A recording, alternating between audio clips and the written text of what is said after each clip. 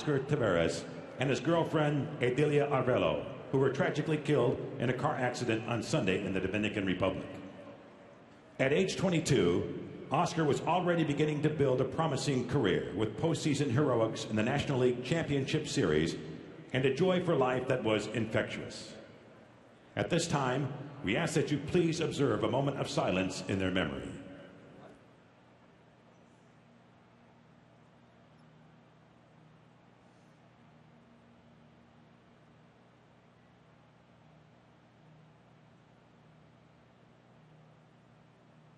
Thank you. At this time, we request that you please remove your hats or render a salute if you're a veteran of the United States military, as we pay respect to our flag and honor America with the performance of our national anthem by the Kansas City Symphony, conducted by musical director Michael Stern.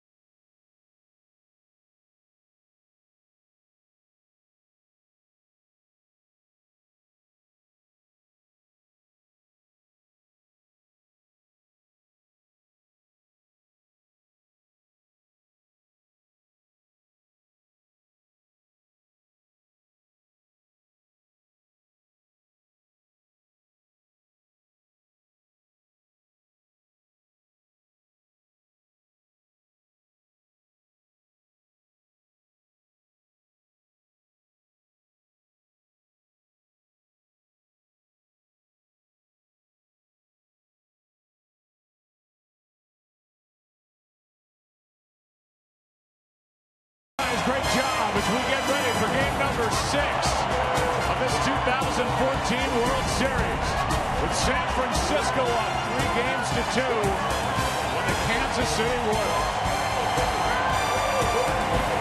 And now welcome inside the broadcast booth, everybody. My guys are coming right up.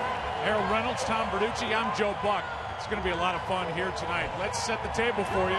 San Francisco a chance to clinch their 3rd World Championship over their last 5 years. Bruce Bochy's club 9-2 in the 11 games when they've had a chance to shut down a series and end it. Well, they have that opportunity here tonight. But guys, here's Kansas City coming in, and if you out there think that this young Royals team is scared to be down 3 games to 2 being here at home, you're wrong. They only have to go back 4 weeks to the end of September, that wild card game, down by 4 runs in the 8th inning. They came back twice to win that game to move on. So Harold, you get to go first and talk about the Royals team that isn't running. We haven't seen the stolen base, a big part of their game, such a huge reason why they're here. Well, if you've been following the series, they talked a lot about that game when they came back against the Oakland A's and John Lester. What did they do in that game? They ran. They continued to put the pressure on, even when they were down sometimes it's 4 runs in that game. They led the majors in steals. In the postseason, they've been running wild, and all of a sudden it all halted here. Now, the Giants pitching staff has done a great job of keeping them off balance, holding, stepping over, slide steps, all those things. But if the Royals are going to win, and win Royal baseball style, they're going to have to run the bases. And if they're going to run the bases, that means they have to get on base. And if they're going to get on base here tonight, they're going to have to do it against Jake Peavy. What do you see coming out of Jake Peavy tonight, and what's behind him in their bullpen? Well, what is a must-win game for the Royals is an urgent game for the Giants. And we know this because Bruce Bochy told us that Jake Peavy has a much shorter leash in this game than he had in Game 2. Jake Peavy came out in Game 2, left a lot of balls over the middle of the plate in the first couple of innings, found his rhythm in the 3rd inning. Tonight, I don't believe he has that luxury to take a few innings to get into the flow of the game, and that's because Yasmiro Petit, unscored upon in 12 innings this postseason, is quickly behind him. And that's because if they get to a Game 7, Joe, that guy named Madison Bumgarner becomes protection for Bruce Bochy late in the game. We can't wait. It's Game 6 of the World Series. Here is Royals manager Ned Yost in the press conference leading into tonight. We're going back to our home crowd. We've got to walk the tightrope now without a net, but we win Tuesday, nobody's got a net. 1985, the Royals returned to Kansas City down 3 games to 2. Their offense added up to 15 runs scored in the series. 2014 is literally a mirror image. Coincidence or destiny? This is Game 6 of the World Series on Fox.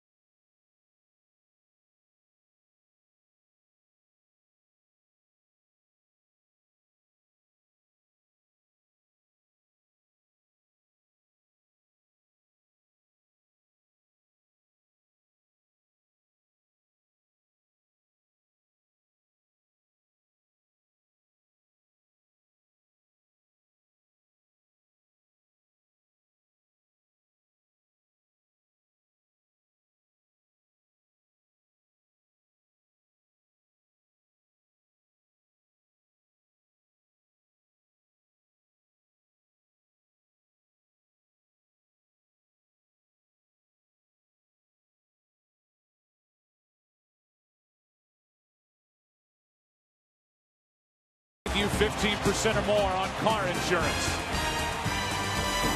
It is a crisp night in Kansas City.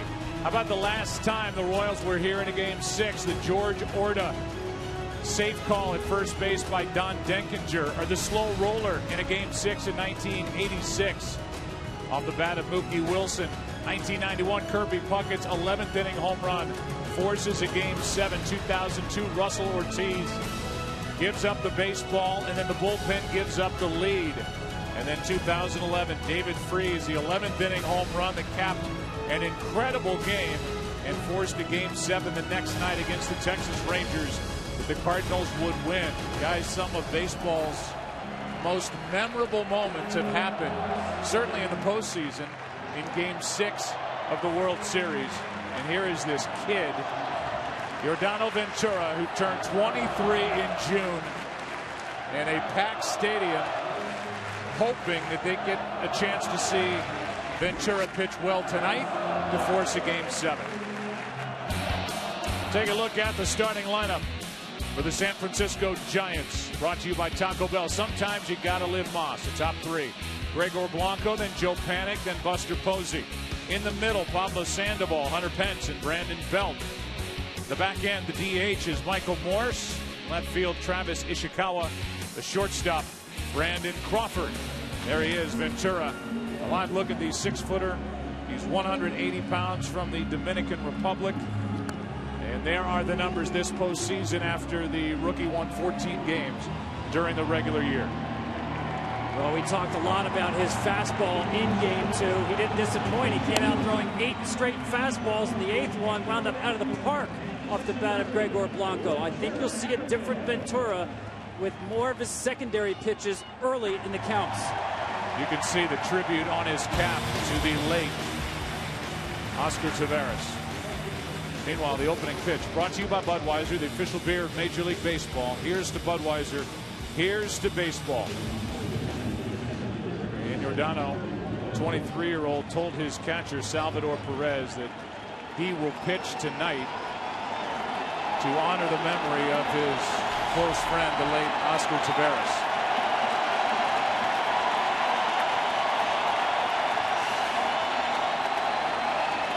Howley Fair, first up, Blanco. Ball one outside at 97 from Ventura. I think this time around he's going to be a little more comfortable with the routine. Hey, throw the first ball out of the game. Remember that? Okay, he did it now. And the last game, when he pitched here, he forgot how many outs there were to end the inning. I think he's a little more into it tonight. Up and away, 2-0 on Blanco. Now, if Gregor Blanco hits one out of the ballpark, we got another conversation to have. You know what he's sitting on. Sitting on a 2-0 fastball, and he takes a strike from the outside part. Blanco hasn't hit much this postseason, just 172, but he has drawn 9 walks. That is over but low, and the count 3-1.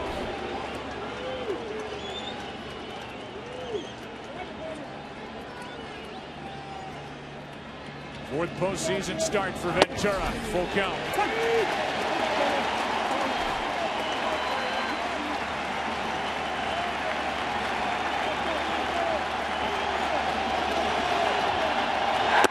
One down.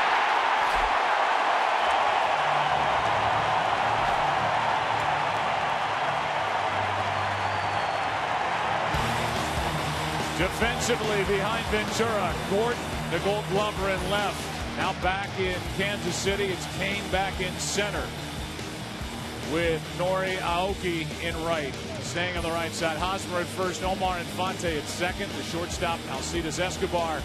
With Mike Mustakas at third. The catcher is as good as they get, Salvador Perez. And Ventura now has thrown 3 straight strikes. 0-1 on Joe Panik. You know, Tom, you talked about how he came out attacking in the first game. This time, nice and easy, loose gas. 1 out, nobody on. Panik, who is .520 in this World Series. Flies into right center field. Kane's there. 2 down.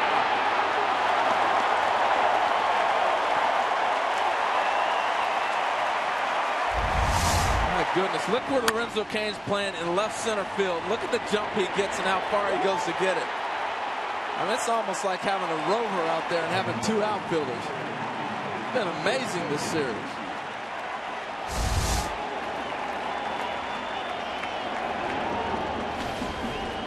Now Buster Posey.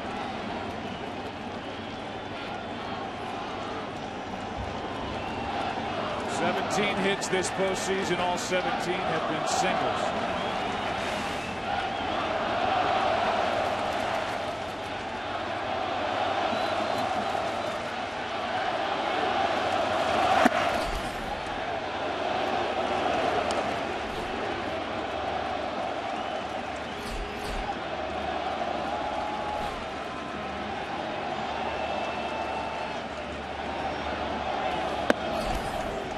A lot of fastballs early. Pitch to Panic was changeup, not very good. I still think the curveball is going to determine his success tonight.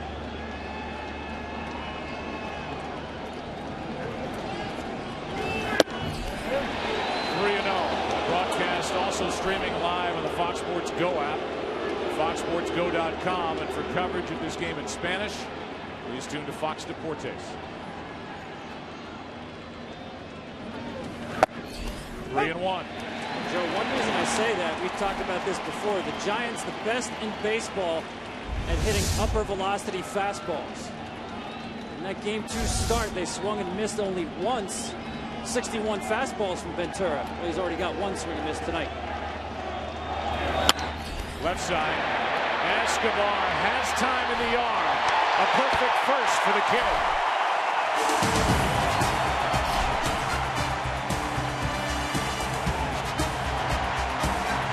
To work.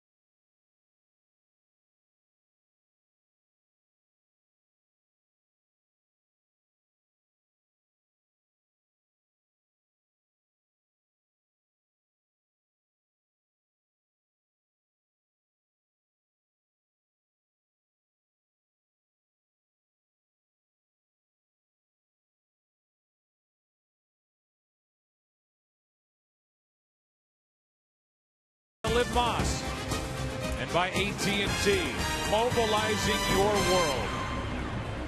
Everybody's looking at Jake Peavy. These guys will really be looking at Jake Peavy. The lineup for the Royals brought to you by Taco Bell. Sometimes you gotta live Moss. Alcides Escobar leads it off. Aoki back in the lineup. Then Lorenzo Cain, he's already made a good catch. Eric Hosmer, Billy Butler, the DH. Royals happy to have him back in there. Alex Gordon in left, Salvador Perez, Mike Mustakas hitting 8, and Omar Infante batting in the number 9 spot. And here is the right-hander, and he will have a short leash tonight. The numbers this postseason is one real good start. It was in the divisional round against the Nationals. But his numbers in the postseason are not good, and his numbers against the Royals here in this park are not good.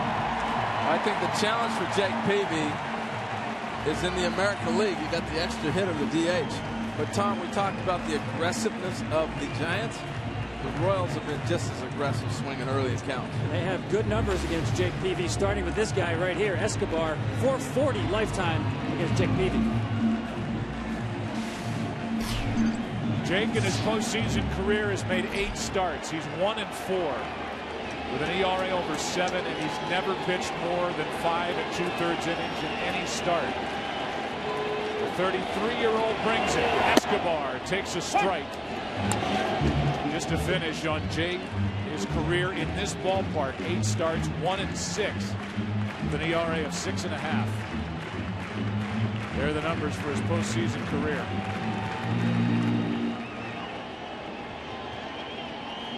Escobar showed bunt, took a strike, and now hits one into right.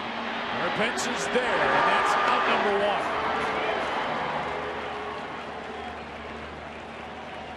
How about defensively for the Giants? Ishikawa still out in left. Gregor Blanco in center, Hunter Pence in right.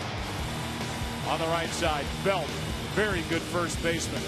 Hannock, the rookie second baseman. Shortstop, outstanding. Brandon Crawford. Pablo Sandoval, free agent to be a third. Buster Posey guiding Jake Peavy tonight. The batter is Nori Aoki.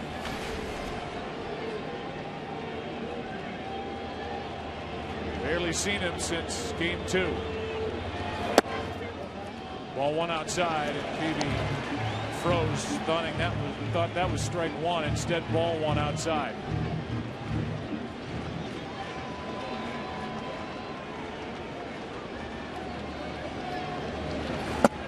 That's a strike, 1-1. See Jeff Kellogg behind the plate. I think the umpire's strike zone across baseball more uniform than ever because of tracking devices, but he does have a reputation more of a hitter's umpire than a pitcher's umpire. That's on the inside corner, strike 2. Aoki said, "What'd you say, Tom?" That doesn't look like a hitting call there.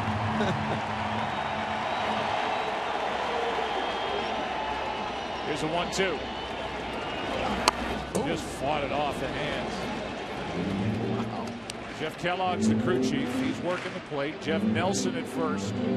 Eric Cooper at second. Jim Reynolds at third with Ted Barrett in left. Hunter Wendelstedt. And an active night in San Francisco, game 5. He's in right. Jerry Meals is the replay umpire in New York. A 1-2. Aoki strikes out on a late swing, 2 down. Nice pitch right there by Peavy. Went in and out and decided he's going to come back in on him. This ball's going to not come back like Aoki thought it might. Throwing it by him.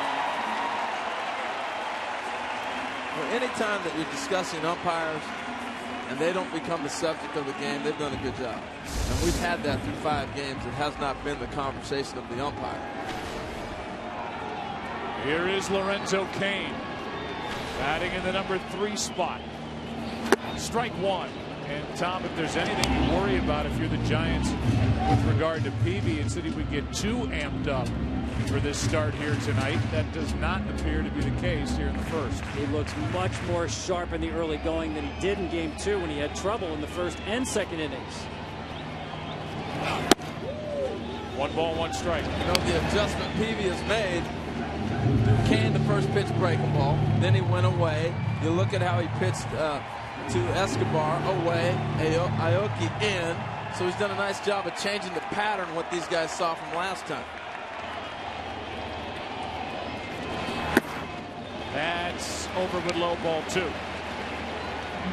Steve Righetti, pitching coach for the Giants.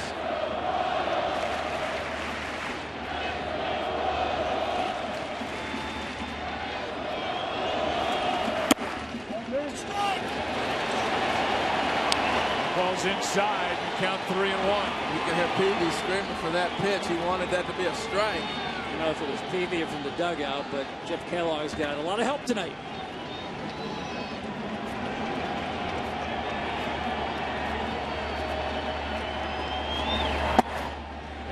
takes a strike, and it's a full count.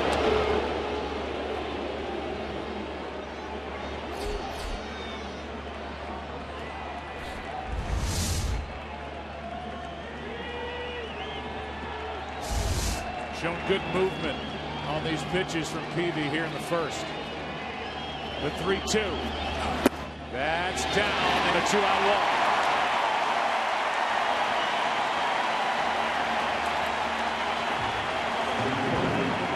Sam shaking his head. He's not really liking the zone yet.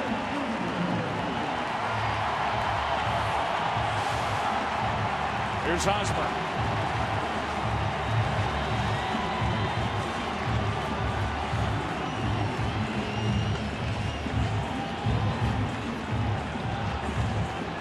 Eric's already got 18 hits this postseason. 5 of them in this World Series in 19 at-bats.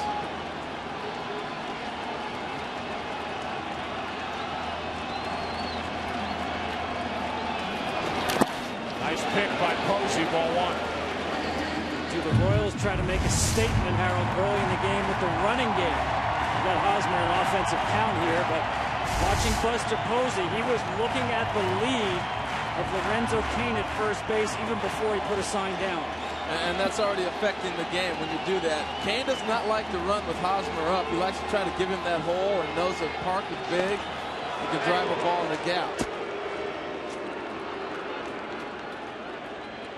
Well, think about this for the Royals. The first 2 rounds of the postseason, Kansas City 12 for 13 stealing bases. From the ALCS through tonight, 2 for 5. When you talk about that wild card game, the statement was made early on the 30th of September when Kansas City stole 7 bases in that game. Big reason why they were able to overcome 2 deficits and beat the A's. Yeah, and Ned Yost did say, though, we're going to steal bases intelligently. We're not going to run just to run. They're going to pick the right pitch in the right situation. It's a good count to run if you want to. They're trying to pick a breaking ball, something off speed.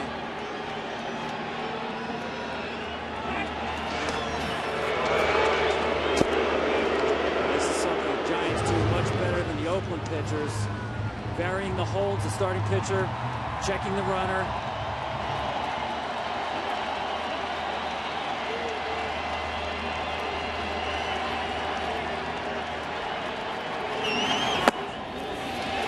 Count 2-1. In case you're wondering, Buster Posey threw out 22% of potential base stealers, about middle of the pack, right around average. He's 1 for 2 in cutting down base stealers in this World Series. He doesn't have the strongest arm, but he's accurate. So you have to get a good jump, be precise. But I don't think they run this situation. I'd be surprised.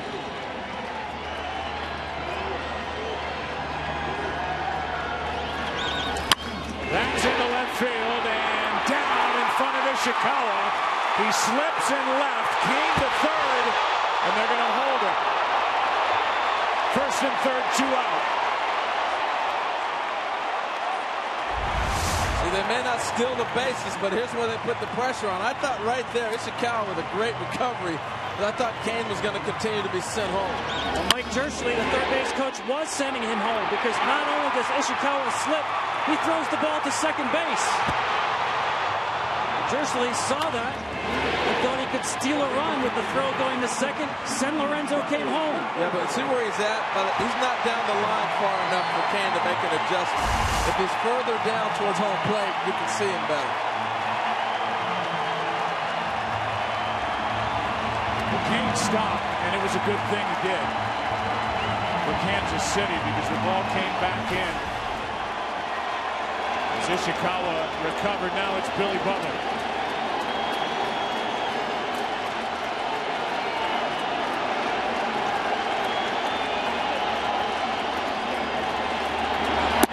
Strike 1 from Jake Peavy.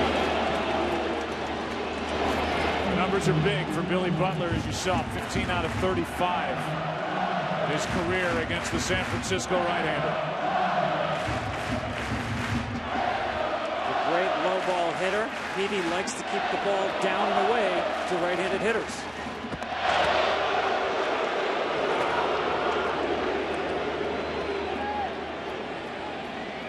Royals are 0 for their last 9 with runners in scoring position in this World Series.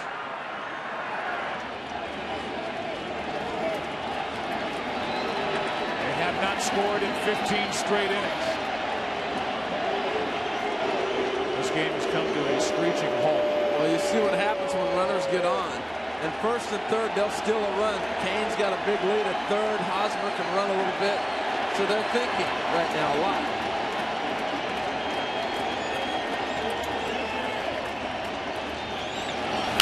To the shortstop, Crawford.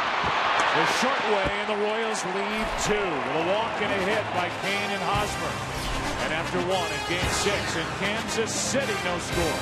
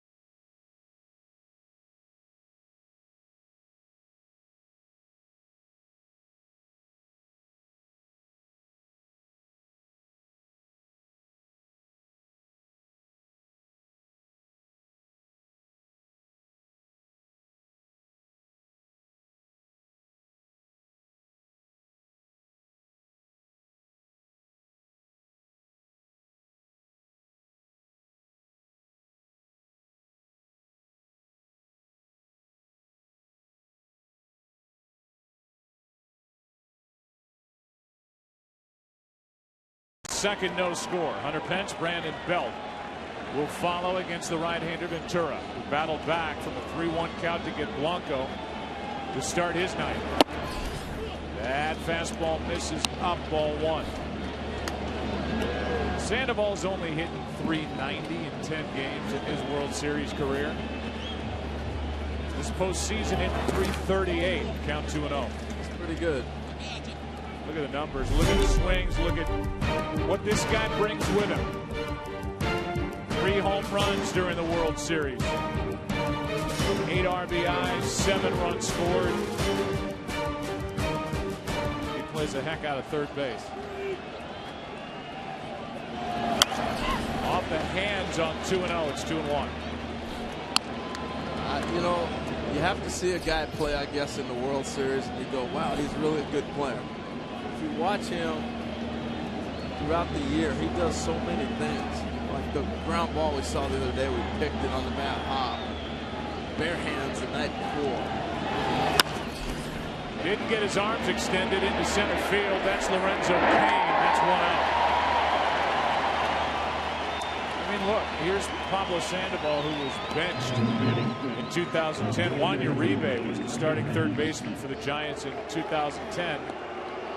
That woke up Sandoval. In 2012, he was the MVP of the World Series. His weight has fluctuated, and he came to spring training this year down a lot. As Hunter Pence digs in, as Bruce Bochy, the Giants manager, said he's put on a few since spring training, but weight has been an issue. As he heads into free agency at the end of this World Series, strike one on Hunter Pence.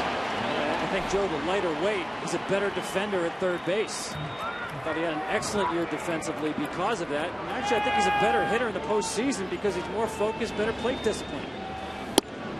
That's outside, a ball and a strike on Pence, who's red hot. I think some guys just play better heavy. He might fit in that category. We'll see. Well, we'll see who lines up to sign him. If he leaves the Giants, they'll miss him. That is a fair ball down the right field line. Aoki coming to get it, but Pence is digging for two. He's got a double. He is hitting .500. 10 out of 20 in this World Series. You want to know how red hot Hunter Pence is? Look where this pitch is at. Down and away, breaks his bat, stays with it, and it stays fair. When you're hot, it's fair. When you're not, it's foul. Cutter breaking away from him, and you're right off the end of the bat, breaking it. That's a guy who uses the entire field, just barely fair down the line. RBI chance for Brandon Belt.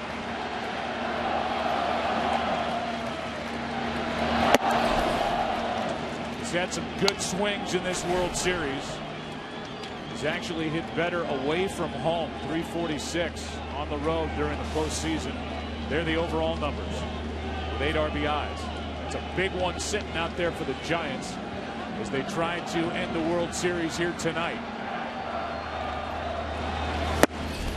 Right by his back, 1 ball, 1 strike. I know, Harold, you've been waiting all series long for Belt to catch up with one of these inside heaters. This one, a two-seamer, runs back over the plate by him. They've found a hole and they've exploited it.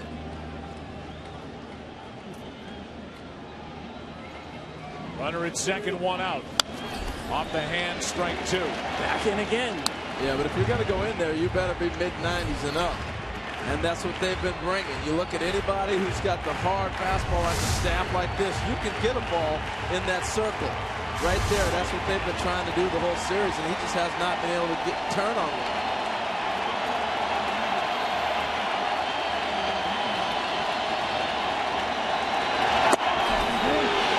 Inside, 2-2 at 98.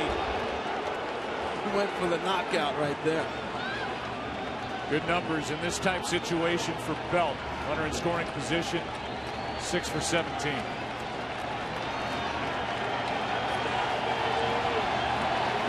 Hunter Pence always in the middle of it. He's at second, 1 out. A strikeout, 2 down. What happens to a hitter when he knows they're trying to get inside? You try to speed yourself up, and all of a sudden you find yourself pulling off pitches that you shouldn't even be swinging at. That's what's happening with Brandon Belt. They've got him so conscious inside now that he's trying to start to swing early, and he has nothing left. Now it's the DH, Michael Morse.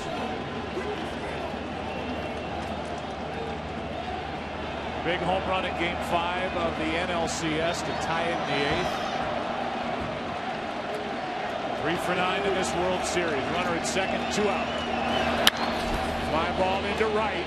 Back is Aoki on the trigger. He's there to end the inning. Sometimes he does not take the most direct route. But curving around the warning track, he's there. And we're through an inning and a half. No score in Game 6.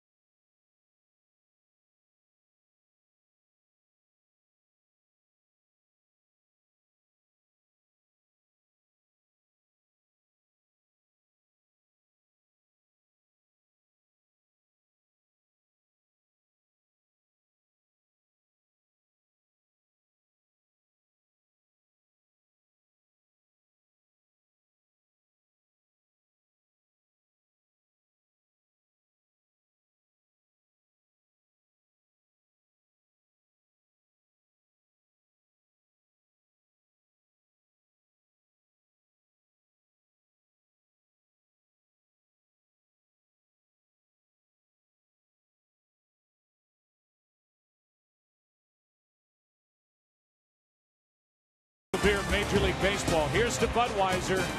Here's to baseball. Aerial coverage provided by Goodyear. Everything Goodyear has learned making tires that go the distance inspires what they roll into yours. Goodyear, more driven. No score, bottom of the second. It'll be Alex Gordon, Salvador Perez, and Mike Mustakas against Jake Peavy, who got around a 2-out walk and a hit in the first. Gordon just 2 for 20 in this World Series. Good numbers against Peavy. Strike one from the Giant right-hander.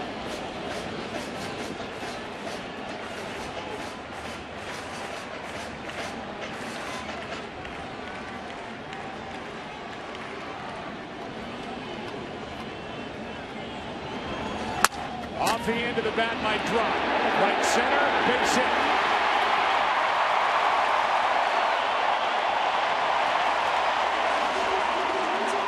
When you're managing in a World Series, you never know who's going to reach out. Certainly the case for Ned Yost. For more on that, down to Aaron Andrews. Yeah, that's right, Joe. Our entire crew has enjoyed visiting with Ned Yost. He's 6 for 6 with stories with our crew, and today he didn't disappoint. He got an email from General Martin E. Dempsey, that's the chairman of the Joint Chiefs of Staff. By law, he's the nation's highest-ranking military officer, and he sent him an email saying, you got him right where you want him, at home. And then added this, as Joshua Chamberlain said when he faced difficult odds at Little Round Top at the Battle of Gettysburg, fix the bayonets. Proud of you. Well, he's got a leadoff hit here as Salvador Perez takes a pitch down and in, ball one. With Mustakas and Infante to follow here in the second inning. The one thing about the defensive alignment, the outfield for the Giants, they play extremely deep. And Travis Ishikawa in left field, that's a bit of a risk with Peavy, an extreme fly ball pitcher on the mound. Big hole on the right side of the infield. That misses down and away 2-0. And again, it's worth repeating. Any trouble for Jake Peavy. Petit is ready in the bullpen for San Francisco as we make our way through this game. That is a nice weapon to have, knowing that he's back there. A nice luxury.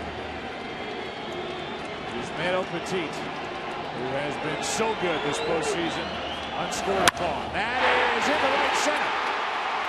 It is cut off by Pence, but going first to third is Gordon with nobody out.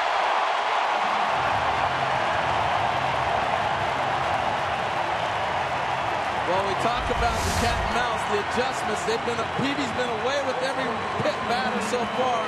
Great piece of driving the ball the other way by Perez.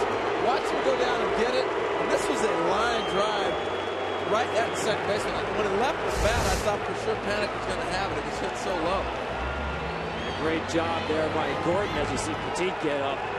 He actually stopped to make sure it got by Panic, but when he saw Pence take the back route to go back on the ball, made the right decision to advance to third. Now Mustakas.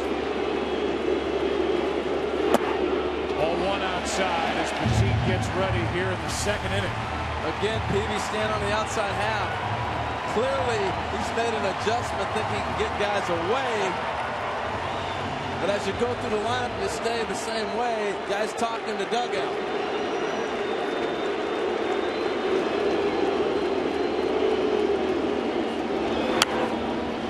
1 strike on Mustakas. First 6 games of this postseason in .318 with 4 home runs, 5 RBIs over the last 7. Not 1 RBI and hitting $130. Well, Joe, we've seen it time and time again. This is where you got to put the ball in play. They double him off and pick up a run, push the ball on the ground. Anywhere in the infield, they're thinking about giving you a run, trying to at least cut a run off. A big inning off, I should say.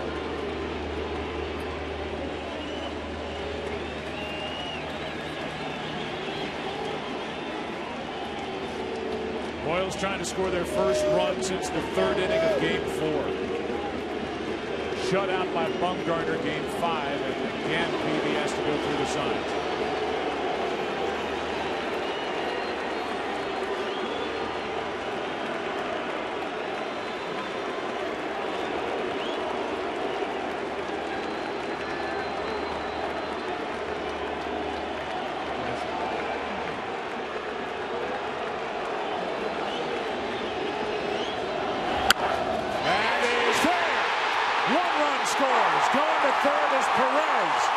the second is Mustakas as the Royals lead 1-0 in the second.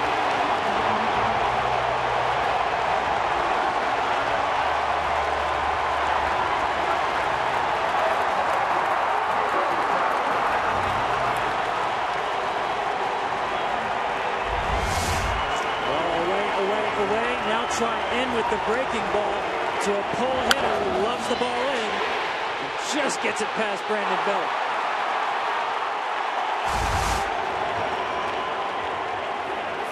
I think part of the visit here is Dave Righetti's watching what we watch, continually shaking off signs. There's indecision. And when you have that indecision, they start worrying about what's his conviction with his pitches.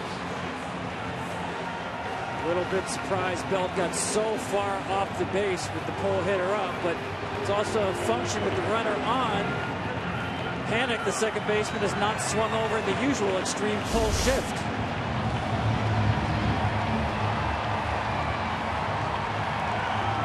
Well, you have a conversation. How are you going to attack guys? He's been away. And he shook off and got away from the attack that they wanted to do. Now your defender is thinking the ball's going to be away, so he came off the base further than he probably would.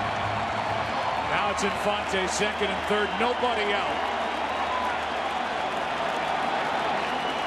And this crowd is having fun here in the second.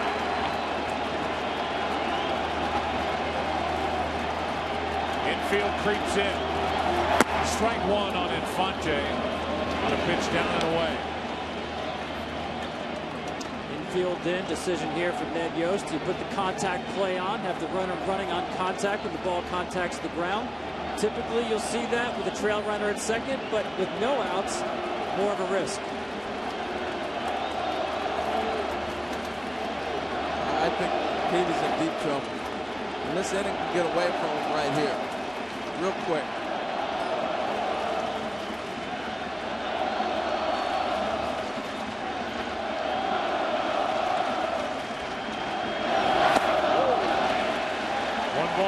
Strike, and now the left-hander Javier Lopez joins Petit.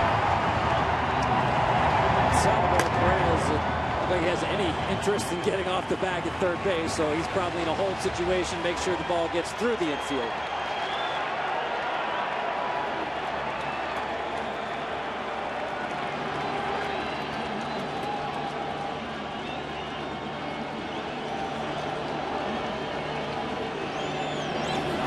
Good pitch from Peavy, strike two. Looking at the bullpen and watching them warm up, I'm wondering, Lopez kind of surprises me. I can see Petit, but I'm looking at the maybe possibly getting to a left-hander to get out of it or how he might try to match. I was a little bit surprised to see Lopez up. I know he's not just exclusively a left-handed specialist. Interesting nonetheless. Pitcher spot due up second in the top of the third. Second and third, nobody out. 1-2 pitch from Peavy. Strikeout in a big one, and he kept it away from Infante with every pitch. Strikeout number 2. Yeah, that's his best pitch. Cut fastball. Starts on the corner of the plate and works off the plate. Excellent location under pressure by Jake Peavy. So now second and third, one out. Yeah, thanks for the note. The DH, the number 9 spot, is due up second in the third inning. It would be Ishikawa, Crawford, and Blanco. If you're wondering about a left-hander with Lopez getting ready, there's a left-hander on deck in Iopi. He did not have a good first at bat against Peavy, and then Hosmer looming 2 batters later. Second and third, one down, and ball one, and again it's away. This time it's Escobar. You stick to the game plan you came in thinking you can get guys out with. You made the one mistake and changed up with Mustakas and it burned them because your defense wasn't ready for it as well. Now I would have the contact play on, and Perez getting a little bit more of an aggressive lead at third. Escobar flying to right his first time up. Here's a 1-0. Gets the corner ball to strike. I know a lot of people like the contact play. That's when the hitter puts the ball in play and you're running, but I don't like it. I think your major league infielders, I'm going to throw out the big slow catcher at the plate. I'd rather have second and third set up for the next hitter. That's just my thing. Next hitter is Aoki. Lopez and Petit ready in the bullpen now if Bochy wants to go that way. Here's a 1-1. Strike two. And that's as hard as we've seen Peavy throw. He reared back for something extra here. Yeah, and that was a swing that looked like a guy expecting cutter. And the fastball by him.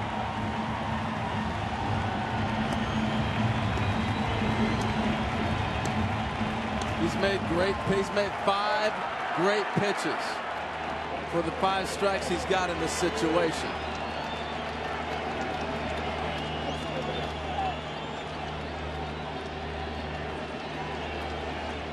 He's got the hitter Escobar set up, and a ground ball right side. The safe at first as the runners hold. Belt was looking at third. Perez stayed put. Bases loaded. Well, the ball's bringing Belt to the plate, and like most people anticipate, you're going to go on contact. Watch the ball bring him towards the plate. He's going to look to go home, and now it's a foot race. We watched this earlier with the pitcher getting caught when Volgasong went for the same ball. Remember that? And he didn't cover first. Peavy's yelling home, and that made Belt hesitate. I think Belt saw it on his own, started to go to first, and Peavy, watch Peavy. He's going to point home, home, home, and it messed him up. And now he had no play. I think he still had time to flip to panic. But see, Peavy's yelling home, but right here he's got time to flip to panic. Miscalculated the speed of Escobar.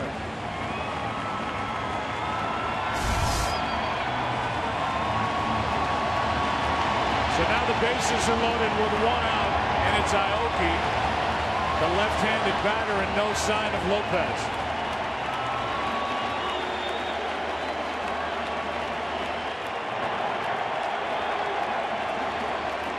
It's an infield hit for Escobar. 4th hit of the inning, but only 1 run has crossed the plate. Aoki struck out his first time.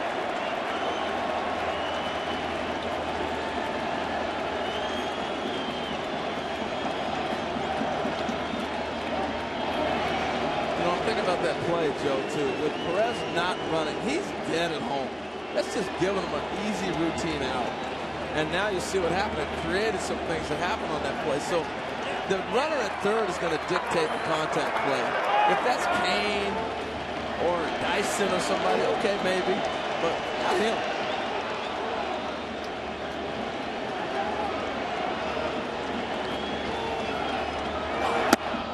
There's a strike, guys. We've seen Peavy persevere at times in innings when you think he's cooked.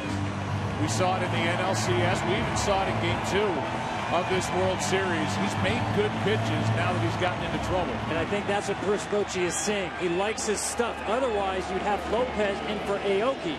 That's why you had Lopez up.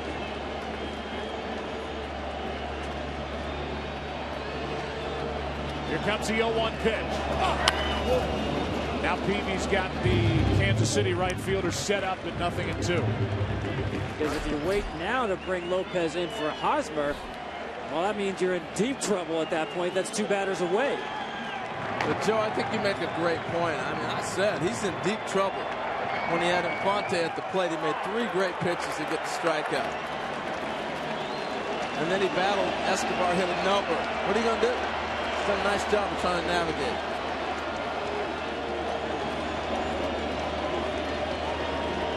Manager stuck with him. Here's his 0-2. Aoki was totally jammed his first time up on a pitch off the inside part of the plate. Peavy looked like he was trying to go back into that spot right there. His only home run for the year was a grand slam in August at Arizona. Aoki's just trying to put it in play. 0 for 9 in this World Series.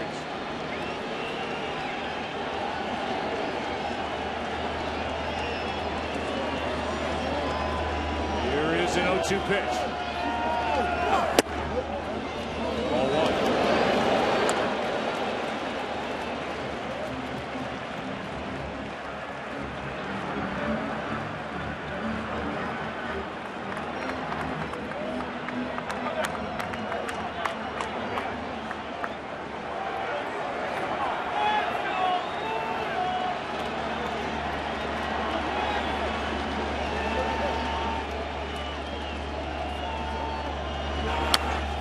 back by Aoki. This one right there. Of all the pitches he's thrown in this stressful situation this half inning, this is the only mistake he made. This ball's right down the middle.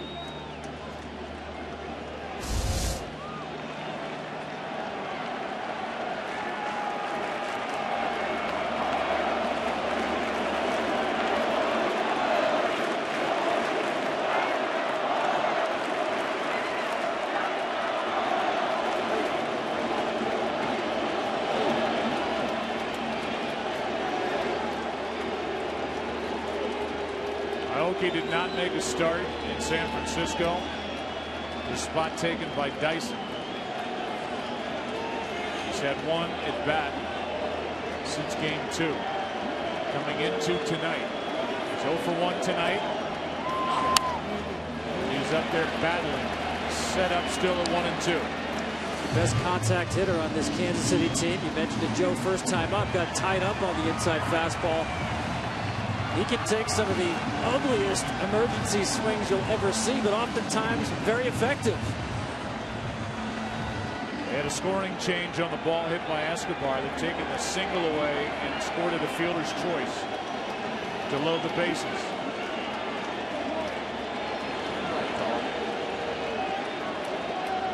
And now the 1-2 from Jake Peavy. That's left side, base hit. 1 run scores, that's all. 2-0 Kansas City. And that's it for Jake Peavy.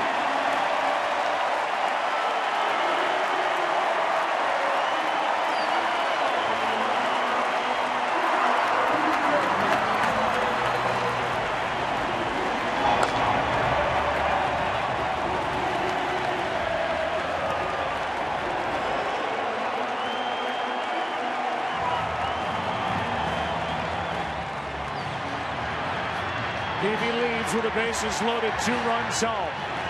The postseason savior, Petit, coming in with Lorenzo Cain coming up.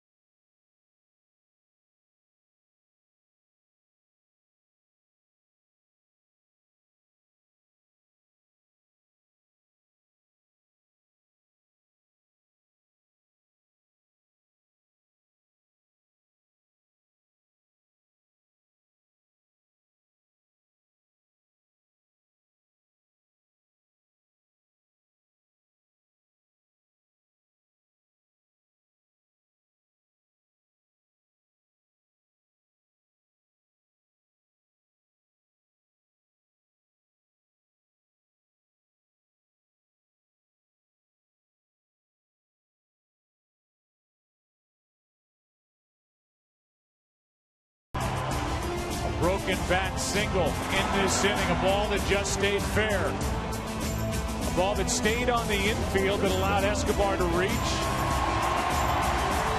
2 runs are home to excite this crowd. And Peavy is finished after an inning and a third. 42 pitches. He leaves with the bases loaded. And Yusmeiro Petit takes over. His numbers are phenomenal. This postseason, there they are. No runs in 12 innings. A 3-0 record. His 4th appearance. He's a big man. He's got shorter arms. He's tough to pick up. And Lorenzo Cain will dig in. He walked his first time up. Bases loaded, 1 out. Petit. Ball 1 outside. Typically, they like to bring Petit in, clean inning, start an inning. Last time he inherited runners in the game was back in August the 23rd. Thrown into the fire right away.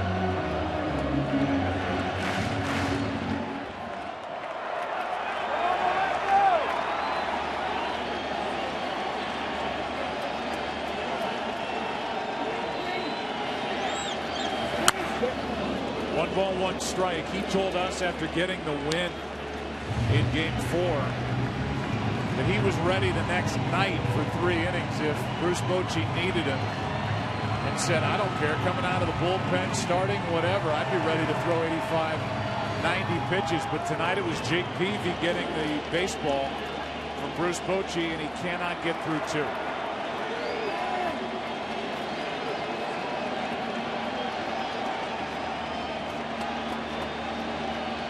He did make 12 starts this year. That is a strike over the inside corner, strike 2.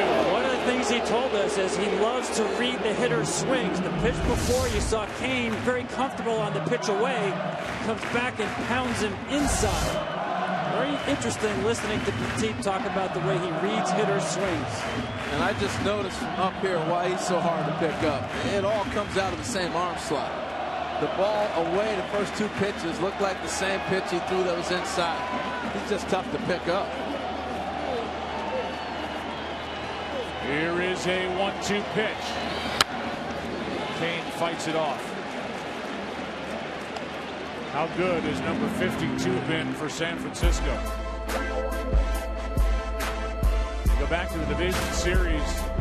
He went 6 innings.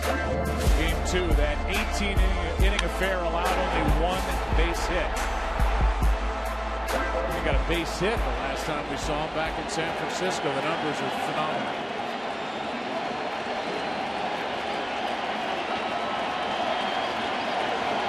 Here comes a 1-2. Blocked by Posey, ball 2. And Joe, his name is Yusmeiro. We talked to him about it the other day. Everybody's been calling him Yusmeiro. It's Yusmeiro, like tomato. He made it real clear to us. That's how you say his name properly. Well, this is the first time in his career that he's entered a game with the bases loaded. This is his 67th career relief outing. So nowhere to put Cain with a count of now 2-2. Yusmeiro with 1 out. Fly ball into shallow right, might drop. It will. 1 run scores. Here comes Escobar. Over the third, Aoki. It's 4-0.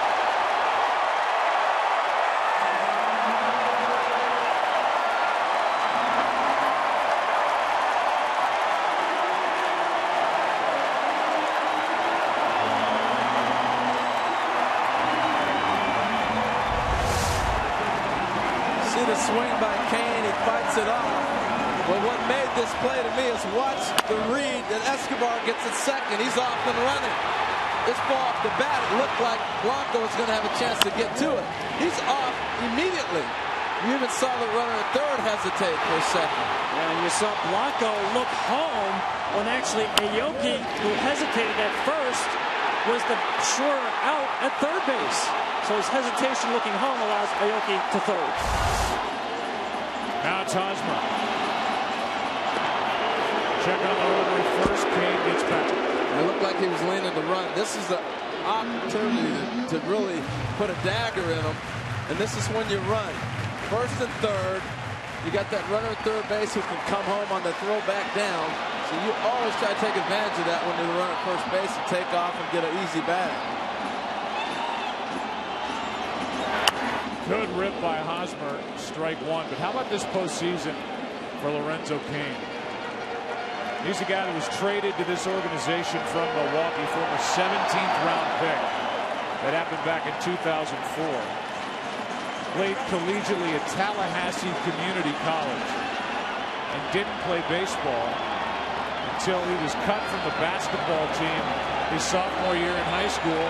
And he picked baseball because his mom wouldn't let him play football.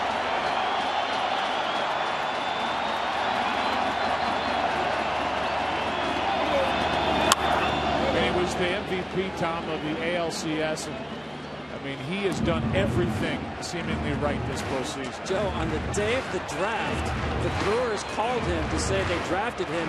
He didn't even know it was draft day. That's how much of an under-the-radar prospect he was in his own mind. When I got to give the Brewers and also the Royals a lot of credit. You look at him and Dyson, 50-round draft pick. You know, it's about development. They took the courage to develop these kids instead of getting a ready-done product.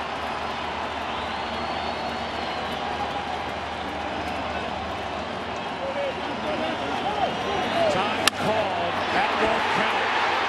Time was granted at home plate.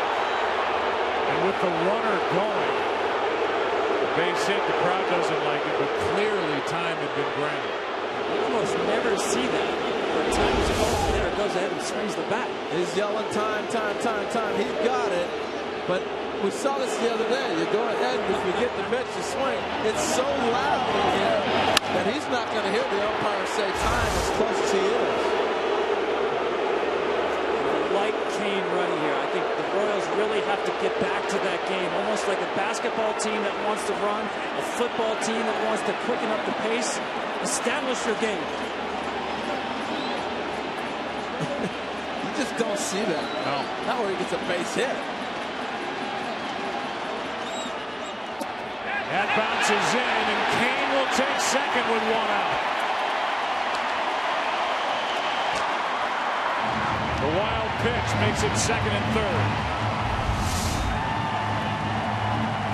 From the onset of this game, they set a tone, though. Even though Cain was not running in the first inning, he was giving Hosmer the hole. He went first to third. That ball caught Buster Posey. He didn't block it. The ball blocked him. Now the infield in.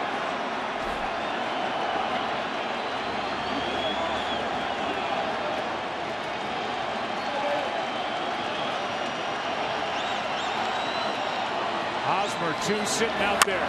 Chops it over the head of Crawford. It is 6-0.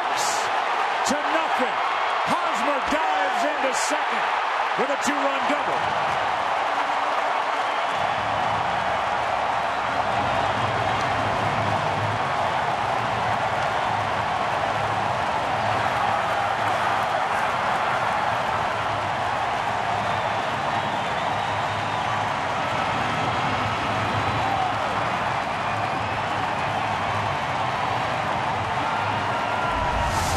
Joe, I thought they took the AstroTurf out of Kauffman Stadium. This is an AstroTurf hit. Now, if you look in front of the plate, it's where this ball hits. They harden that down. We talked about the last time we were here because they play a different brand of ball. When you're a team that can run, you want the ball in the dirt to give you a chance. That's exactly right. They hit more ground balls than any team in baseball. So why not keep it hard? And once again, I said this outfield for the Giants plays so deep. And Hosmer knows that. Knows that a ground ball that hits 2 inches in front of the plate, he can run it into a double because of the extreme depth of the Giants outfield. That got lost watching the hopper. What a play by Hosmer.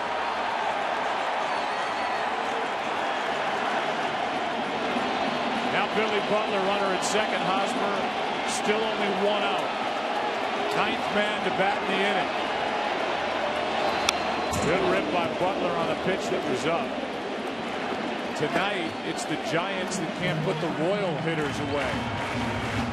San Francisco's had 2 strikes on the last 5 hitters.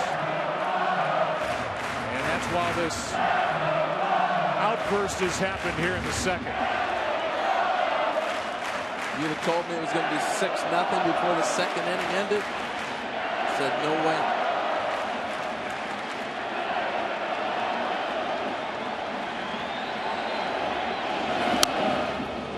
Butler strike 2. So the final line from Peavy, an inning and a third. We saw him leave. 5 runs on 5 hits, a walk, 2 strikeouts. 1 run on the record of Petit. It's the first that scored against him in this long postseason.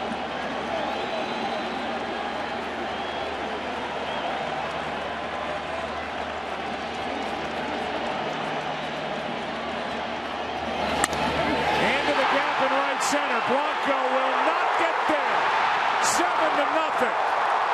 Butler with an RBI double.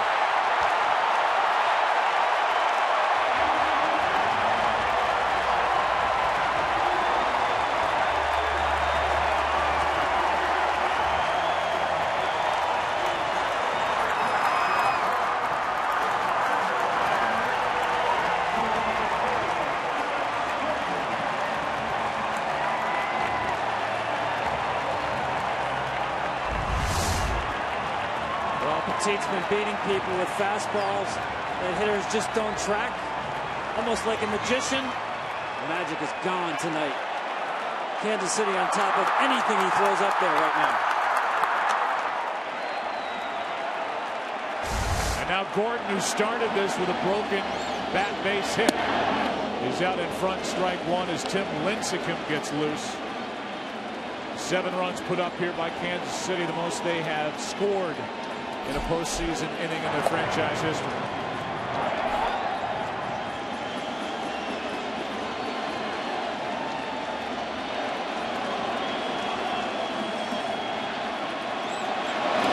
That's hard hit. Nice play, Belt. He'll go to the bag. 2 down. Over to third is Butler.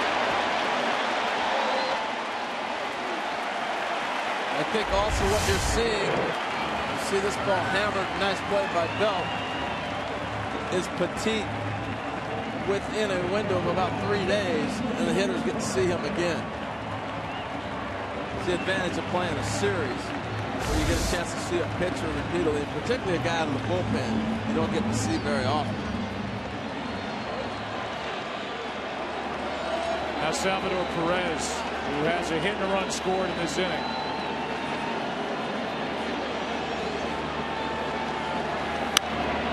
Tom, let's go back over this inning. After the jam and the RBI double by Mustakas, Peavy got a strikeout of Infante. The ball kept on the infield off the bat of Escobar. You see Javier Lopez, a lefty, getting ready. You think that's for Aoki. I think the pitching of Peavy fooled Bochy into leaving him in there, and Lopez stays in the bullpen. Really the key at bat, if you want to pick up one, was the Aoki at bat. Here's a foul ball left side, long run, Sandoval ends the inning. That was because I think he also got fooled that Peavy struck him out in the first inning. Aoki got him for an RBI single. Later a run scored. A half inning that lasts over a half hour excites these fans. Up 7-0 Kansas City after 2.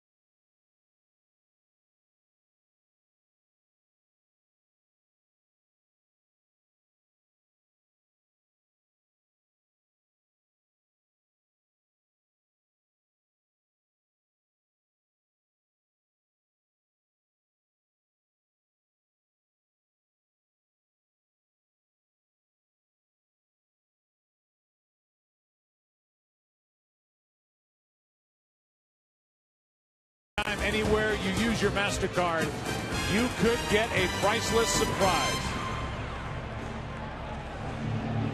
First up is Travis Ishikawa. Before the number 8 hitter in the Giants lineup bats for the first time tonight. Royals lead it 7-0.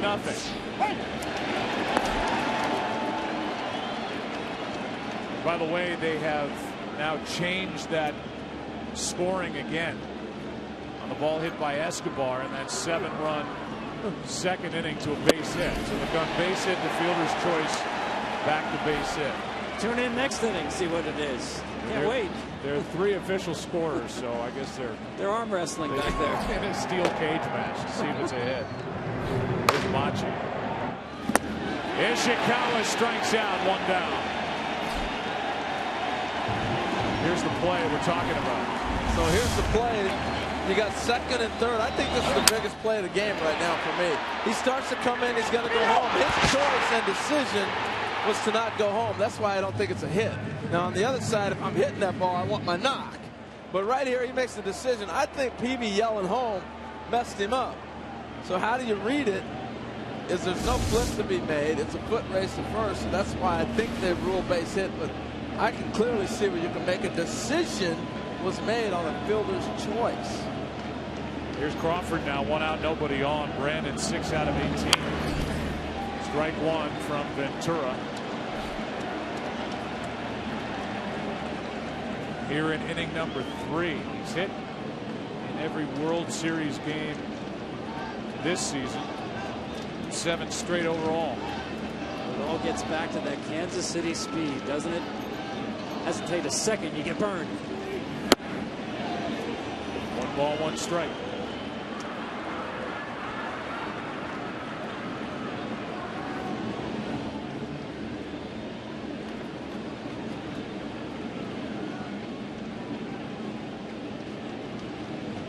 One ball, 1 strike on Crawford. 1 out, nobody on here in the 3rd inning. That is inside 2-1. This crowd's buzzing. It's like they're still trying to process what the heck just happened last night. There's so much going on. Not that they didn't enjoy it.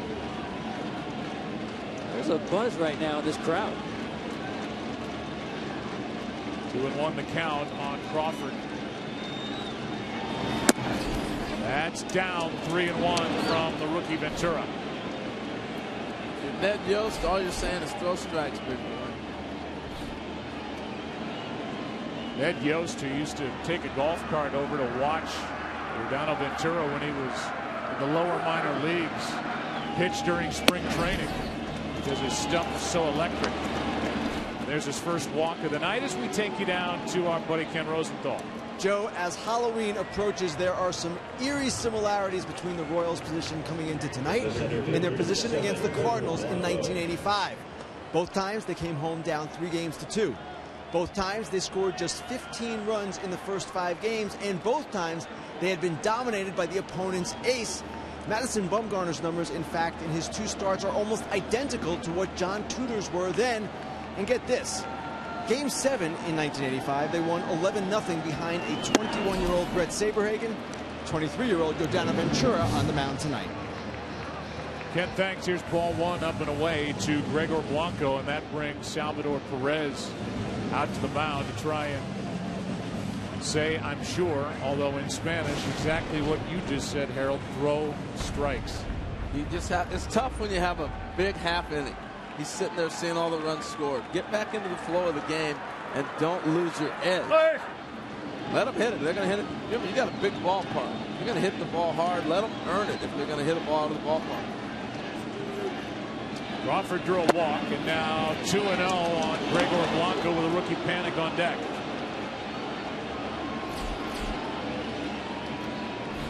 Tom, how often do we see it? It's easier said than done. Throw strikes. Yeah, we saw it earlier in this series with another half-hour plus inning with Herrera. There's ball 3 as Perez maybe thought he had strike 1. Instead, it's 3-0.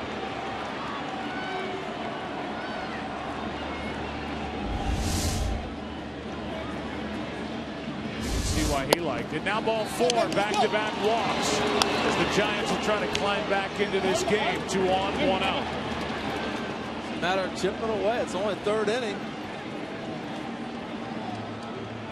So now Dave Island out to chat.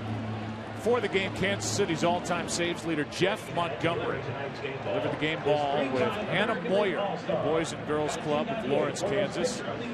Jeff Montgomery, by the way, retired in 1999 with 304 saves with the Royals, topping the previous record of 238 by the late, the great, and the hilarious Dan Quisenberry. For nearly 20 years, Major League Baseball has partnered with Boys and Girls Clubs of America to provide kids with a world of opportunities.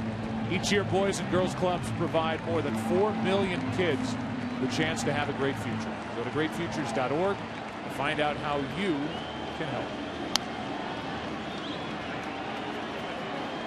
One of the great youth organizations in this country. Without a doubt. Here's Panic. Joe could help the Giants feel a lot better about themselves here in the 3rd inning with 2 on, 1 out. Ventura. Strike 1.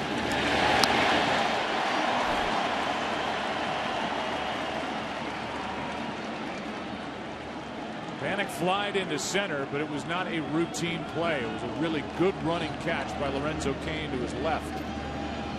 Rob Panic of an extra base hit in the 1st. That's up and away, a ball and a strike. Well, the one thing that has happened when you fall down 7 runs, as the offensive team, you know he's coming with his fastball. The Giants have a chance to jump back in this thing before he blinks if he doesn't get it together. Got the 3-4 combination after Panic. Strike 2. But then on the other side, you've got Ventura, who has the equalizer for any inning that's getting out of control with a good strikeout type stuff. He does.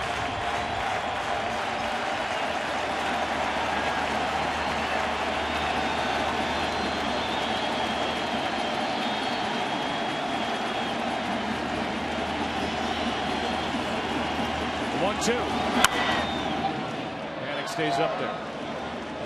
Watching Ventura work, I think about the job scouts do and how much they have to project. The Royals signed him at age 16. He weighed 120 pounds and threw 83 miles an hour. Signed him for just $28,000. This year in April, he threw the fastest pitch ever recorded from a starting pitcher, 102 miles an hour.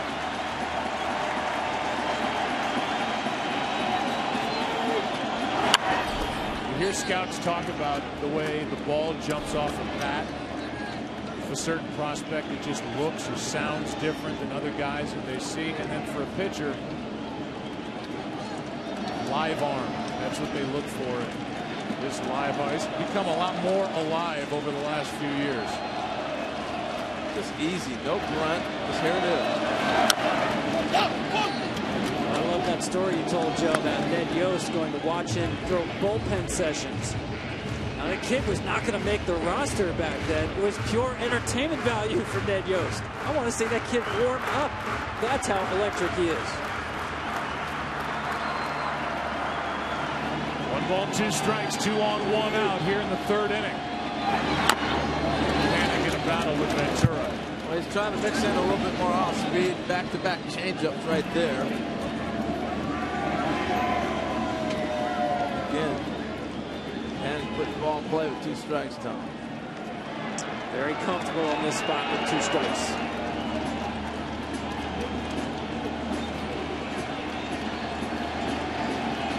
Another 1-2. That's inside, 2-2.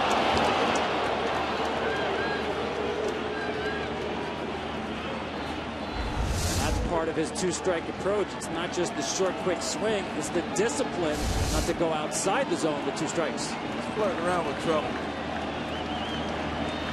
Panic would like to deliver some trouble here in the 3rd. 2 on, 1 out. And now a full count with Buster Posey on deck in a 7-0 game. And that's my point, Joe. You're going to the part of the sport, and instead of attacking when he got 2 strikes, he started throwing changeups, trying to mess around, a little cutter. Here's back 30, 98. Panik is up there just spoiling pitches. It stays full. I think sometimes American League pitchers forget how hard it is to hit because they don't hit.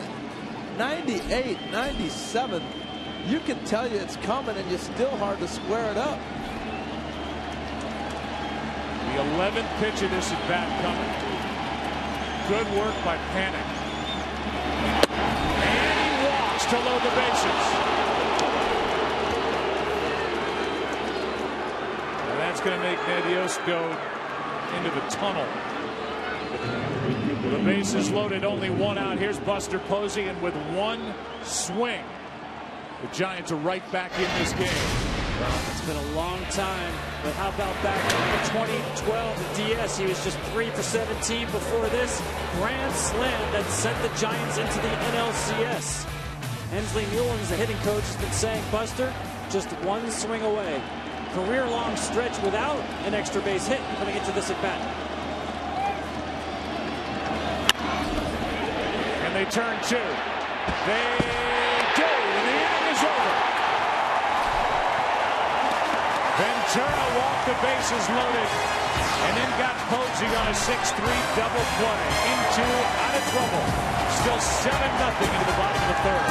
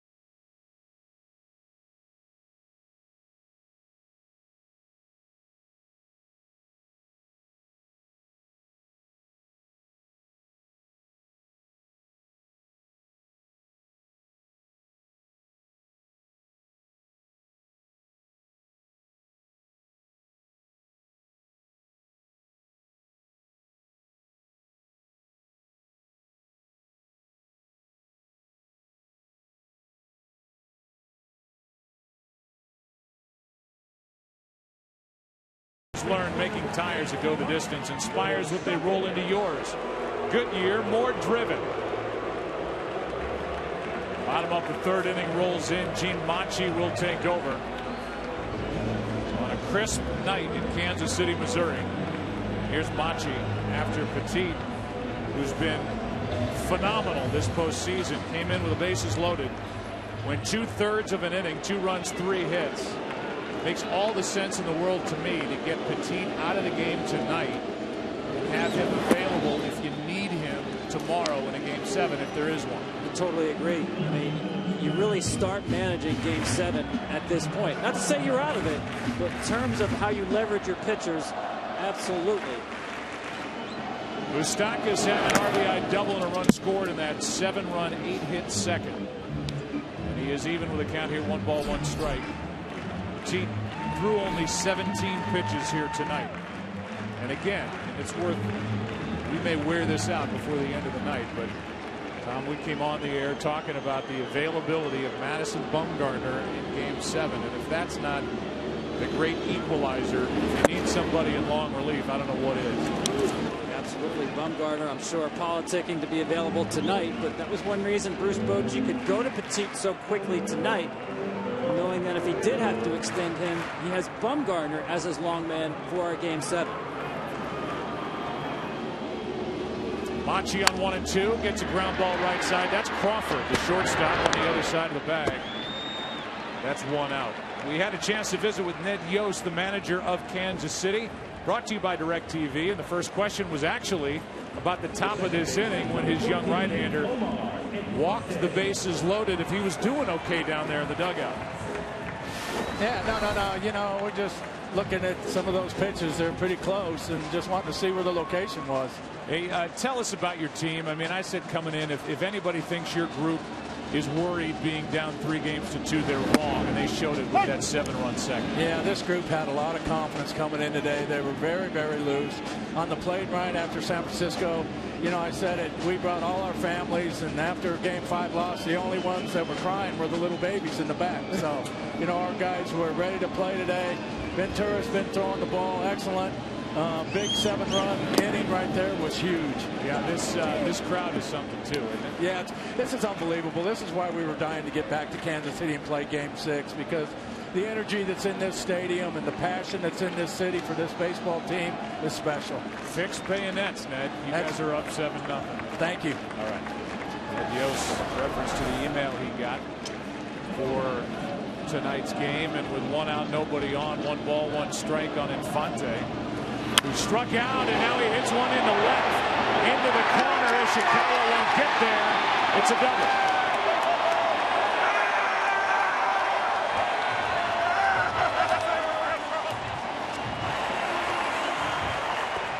Hit shoes on tonight. Hanging breaking ball in the middle half. See it just hang up there, and he hammers it. He missed a couple pitches that he chased on against Peavy. Balls away. This one hangs out over the middle of the plate. Just drilled it into the corner. Now everybody in this lineup has a hit tonight for Kansas City. And the batter will be Alcides Escobar. This is a Kansas City team that didn't get above 500 until June 11th. They were down 6.5 games in the division on the 1st of June. Then they went 13-2 and led the Tigers by a 1.5 games by June 18th. That's how hot they went.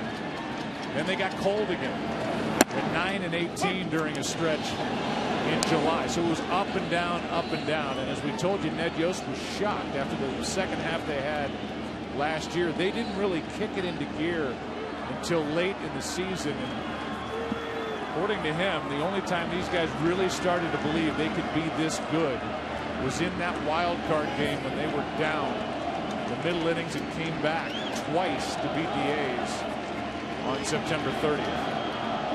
The 0-1 to Escobar. Back to Machi. Good play. Looks the runner back to him. And Joe, give Ned Yost credit, because I think one of the things that jump-started this team late is when he shook up his batting order and put speed in the 1-2-3 holds. Escobar, Aoki, and Kane. That was very unusual. Escobar, Aoki really hitting in the bottom half of the lineup, moving them to the top of the order. They've been a better offensive team since then with the speed 1-2-3. I think a big part of it was they realized who they were. We're not going to hit home runs. Everybody harped on the fact the Royals are not hitting home runs. Okay, then you play a different game. You play the speed game within your abilities. They hit just 95 home runs, the fewest in the big leagues. It's hard to win in the American League, hitting only 95 home runs, but not when you have guys that can steal bases, and that's what they did. They got on, they pressured defenses, they played great defense themselves, they rode that bullpen, they went crazy. 41-23 to end the year. They clinched a playoff spot September 26th in Chicago against the White Sox, and here they are. Up 7-0 in Game 6, trying to even this World Series. It's inside. 2-0 on Oakland. You happen to be frozen in time for a little bit. You woke up and you saw the Royals play. You said, I used to see this all the time when I was young. You know, it's a flashback to the mid-'80s and '90s of how they play ball. They're going to bunt runners over. They're going to steal. It looks like a Gene Mock team. You may have a leadoff double with bunting the third in the first inning.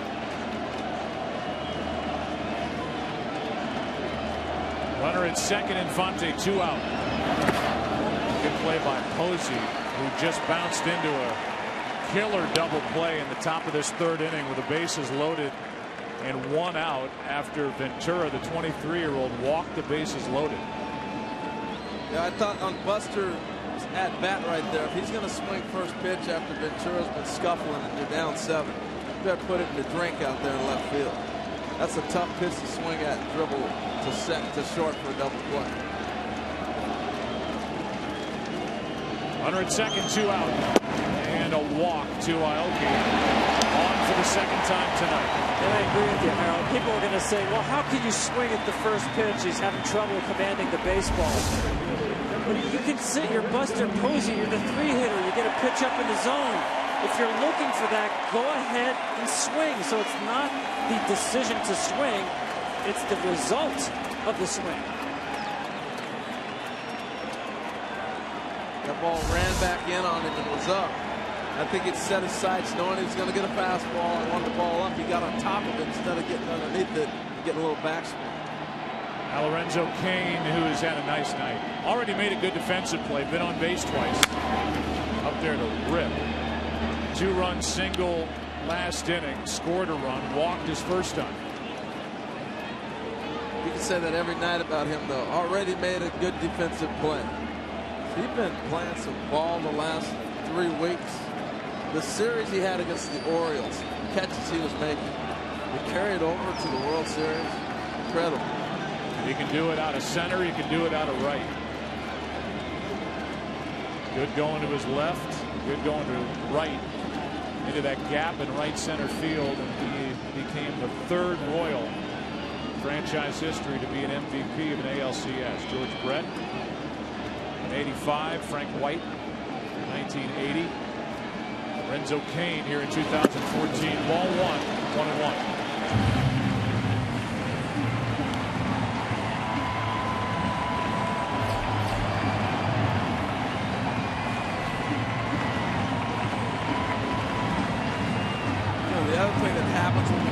Up in a lineup like Ned Yost did, it gives them instant confidence. Like, oh, I'm at the top of the order now. They think I can hit. It's a natural reaction.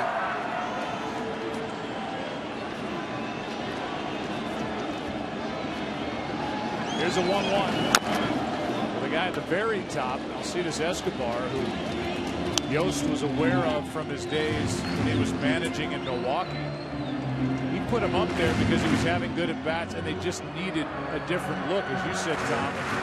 He told Escobar after Alcides came in to see him, saying, don't make this just a one-day thing. He said, that's up to you. If you hit, you get good at bats, you'll stay there, and he has. Harold, that gets back to that confidence you're talking about. Escobar hit a lot at the top of the order, 1 or 2 in the minor leagues. He's taking it and run with it. Center, Blanco on his horse, back, won't get it. It hops out and only 1 run will score. It's 8-0. On a ground roll RBI double by Lorenzo Cain.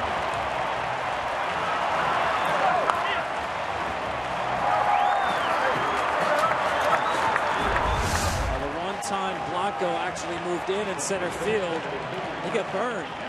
Going out at 102. Watch him have to run a long way. He's in closer than he was earlier in the game. The runner on second base and can't get to this one.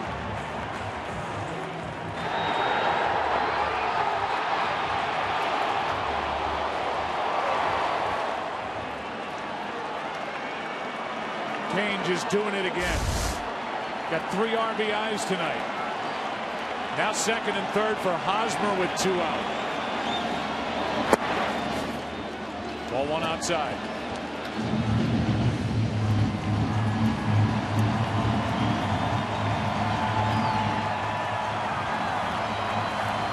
All these first-round draft picks this Royals organization came up with finally clicked. Hosmer one of them. 2-0. Well, we watched it with the Tampa Rays, the run they went on with B.J. Upton, Longoria. They didn't miss on their #1 picks. And in baseball, it is so important not to miss on that #1. Not that in the other sports you don't, but in baseball you have such a long learning curve for a guy to get to the big leagues. It's more of a crapshoot. #3 overall pick in 2008. Hosmer takes a strike. It's 2-1. Guys, we saw this the other night with Tim Collins getting knocked around a bit with an empty bullpen behind him. That's where Gene Machi is right now.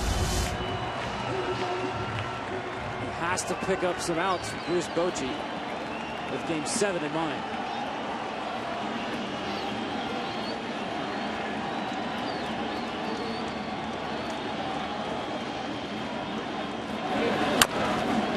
Machi will underhand to end the inning. One more run put up by the Royals, trying to force a Game 7 tomorrow night after 3. They lead 8-0.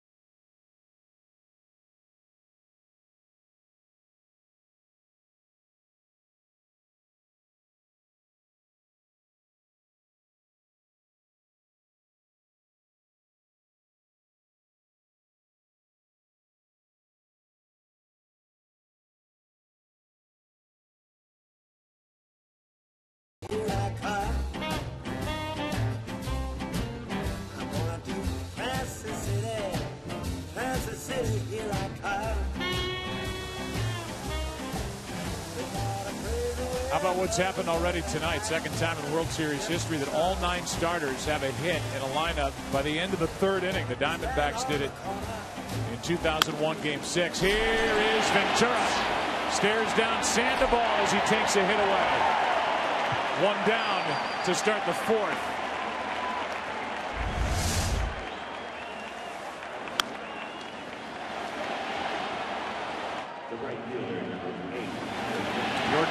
got some attitude here in the 4th inning. Make him run a little bit, huh? He's got 8 runs, too. Here's Hunter Pence. He doubled his first time.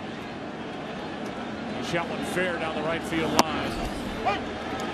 Strike 1 on the outside corner. As we're in the 4th inning, 8-0 Kansas City here in Game 6. Game 6 you talked about, 2001. Another case where it was difficult for the team on the road to clinch. This was the Yankees, and that night the Diamondbacks hit the baseball like they knew what was coming. And it turns out they did. Andy Pettitte was tipping his pitches that night. Then just an incredible Game 7 the next day. The Diamondbacks came back to win it with Mariano Rivera on the mound. And a hit by Luis Gonzalez. Tonight's telecast sponsored by Microsoft Surface. By Geico, 15 minutes could save you 15% or more on car insurance. By DirecTV. If you call yourself a sports fan, you got to get DirecTV.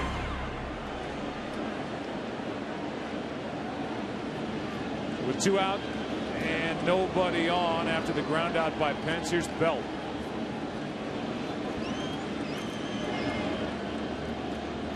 Ventura, a long 3rd inning, walked the bases loaded, but then got out of it.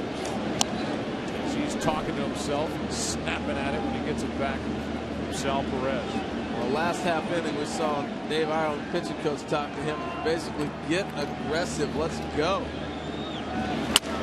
That's the other way. What a play to Mustakas! But the throw too high. And the inning continues.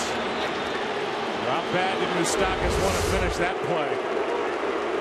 This ball was behind him.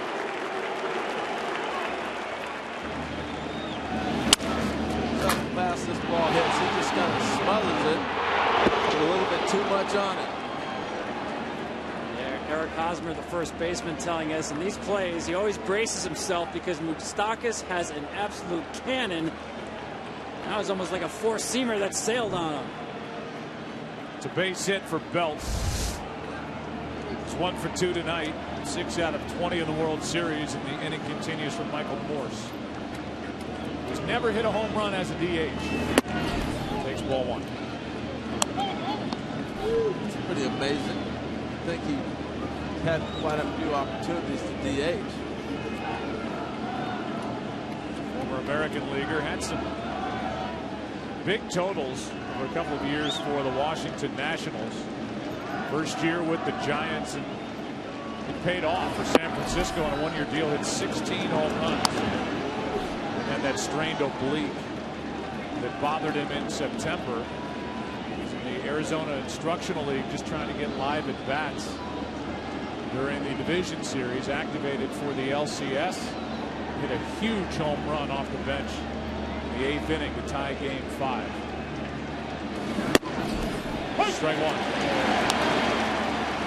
A lot of pitchers think they can get the ball inside to Michael Morse because he's got that stance where he starts out with the hands away from him, a big long bat, 34.5 inches. Don't let that stance fool you. He loves the fastball in. 2-2 at 96 from Ventura. Rodano is making his 4th postseason start this year. 5th appearance. Does not have a decision. It may change tonight.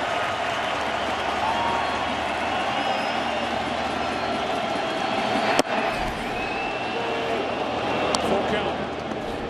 Well, the adjustment he made from last inning to this is here's my fastball at 98, hit it. This is how he started the game off the first inning through 13 pitches, 12 fastball.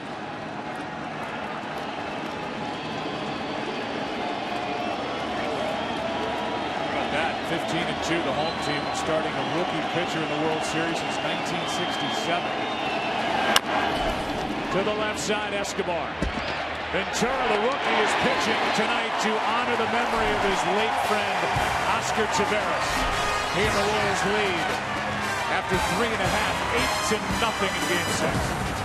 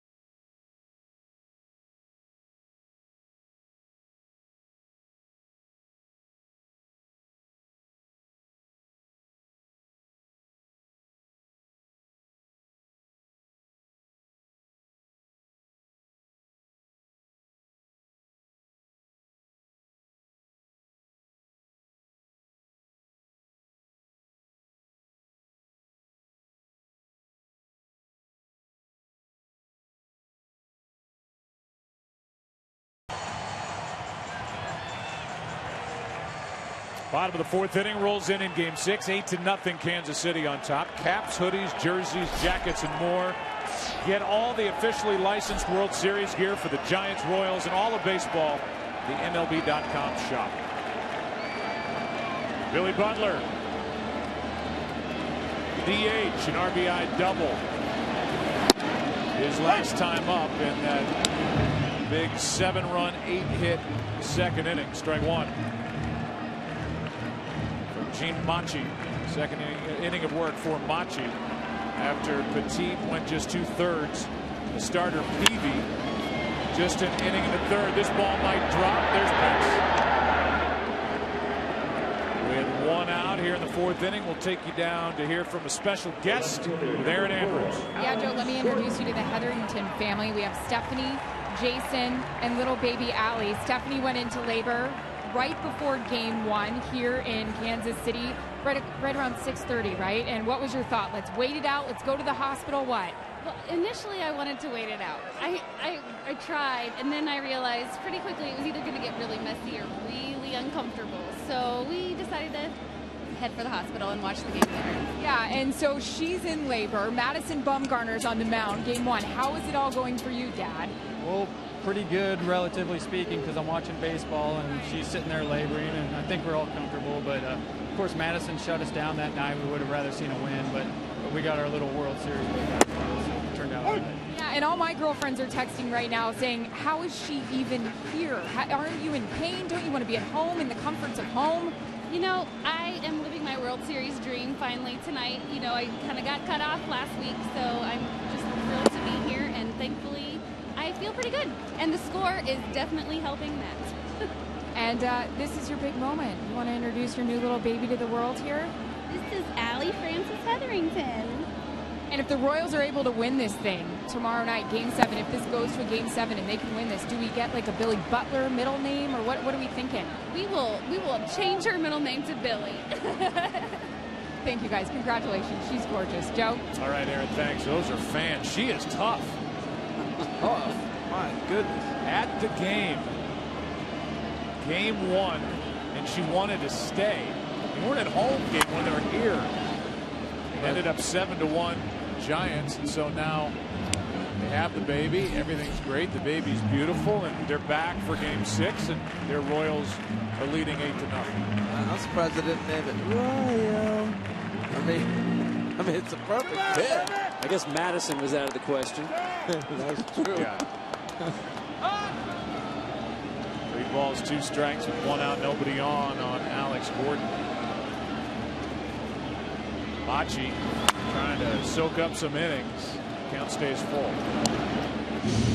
Well, just like Tom touched on earlier, Collins did the same thing for the Royals, and I was talking with him today. He gave the Royals a chance to be in this series still. Same thing with Machi today. He's giving them a chance for game 7 victory tomorrow by not taxing that bullpen. No telling what kind of game we're going to get if we go to 7. Let me just back off. If we go to 7, where everybody starts tweaking. There's a strike over the inside corner, 2 out. Oh, you're starting to get the hang of this, huh? Doesn't matter what you say. Say anything. I forgot there was a DH 2 innings ago. That's okay. Wonder what they're saying. Look at the movement on this. This is the biggest pitch that has changed the last 5 years of baseball. Now, I know Greg Maddux made it famous back in the 90s, but he's one of the only guys that throw that swing back pitch. And now that pitch has become, everybody's throwing it. Wilkeson throws it, who you're looking at right there. And that's become the toughest pitch, I think, to hit. Well, I agree with you. I think it's the combination, the 2-seamer and the cutter. No such thing as a straight fastball in the old days. Probably only 5 years ago. I'm not kidding here. Fastball counts, you'd see something straight. Fastball counts now, you may see velocity, but you'll see movement with it. There's a strike on Salvador Perez. 1 ball, 1 strike. Well, I think 2 things have happened. One, they're not afraid to walk guys because the number of strikeouts are so high. You still got a chance to strike yourself out of an inning. So pitchers are more prone to, I'm going to get movement, and if I walk him, I'll get the next guy. Perez tests Sandoval. Long throw. Safe at first. Belted all he Just couldn't hang on. Yeah, that ball was trouble from the onset. He stepped back, tried to find something, he let it go. It's a long throw. Now you know who's running, and Perez, so tried to take his time. Belt almost picked it. But Joe, I could tell by the inflection in your voice, you knew he was in trouble the minute you saw this ball hit. Yeah, even with Perez running, you back up, throw gets longer. It has to be in the air, and I mean, Belt's about as good as there is. We have two good left-handed first basemen in this World Series. Belt tried to back up, get a better hop, and just couldn't hang on. It's a hit. 12 hits already tonight for Kansas City. Strike one now on Mustakas. That's the classic in between the hop, and you're absolutely right, Joe. You say you hit the heel. Because it's right at him, he really can't get it behind him to get a longer hop. Most difficult hop for a first baseman. You just saw it right there.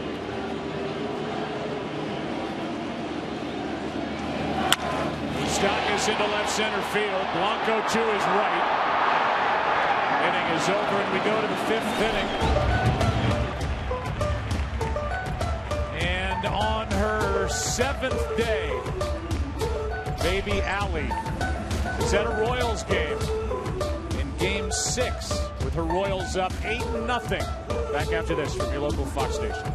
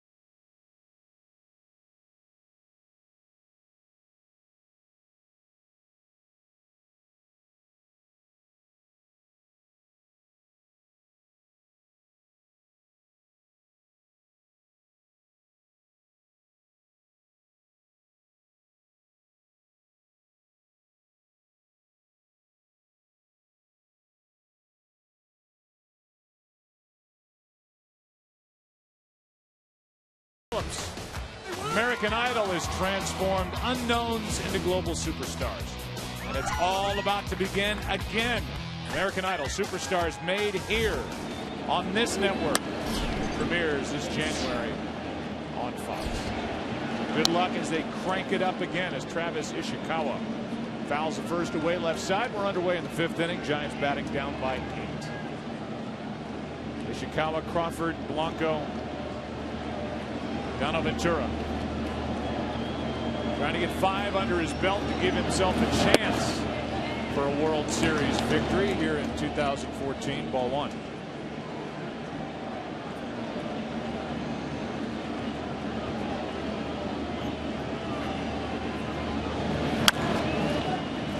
Strike two. Well, we've seen him do what you're supposed to do with a lead, a big league especially. Pound zone fastballs coming into this inning. 46 of his 62 pitches were clocked at 95 or above. Not a lot of mystery right now. Back to it inside. Ishikawa strikes out looking on a tailing fastball, one away. And that's strikeout number 4 for Ventura. He's got Ishikawa twice. There it is. Reached back 99 right on the black. And when you get this kind of lead, you can be aggressive. And he's settled in the last couple innings. I'll never forget Roger Clemens in 1986. He's hitting in the All-Star game, National League Park, so he gets to hit. You know, I was saying earlier, American League pitchers, I think they have a disadvantage and don't realize how hard it is to hit a fastball. So Clemens, standing in the batter's box, he's facing Dwight Gooden. First pitch, Gooden throws one mid-90s. He turns around to the umpire and goes, "I throw that hard?" And the umpire says, "Yeah, that's what it looks like. I'll never throw another breaking ball." You know, and that's the point. I think sometimes being an American League pitcher, you forget how hard it is. That's why a National League pitcher is a lot more aggressive with their fastball. Now he's pumping strikes. It's 0-2. There's the curveball. Perfect location.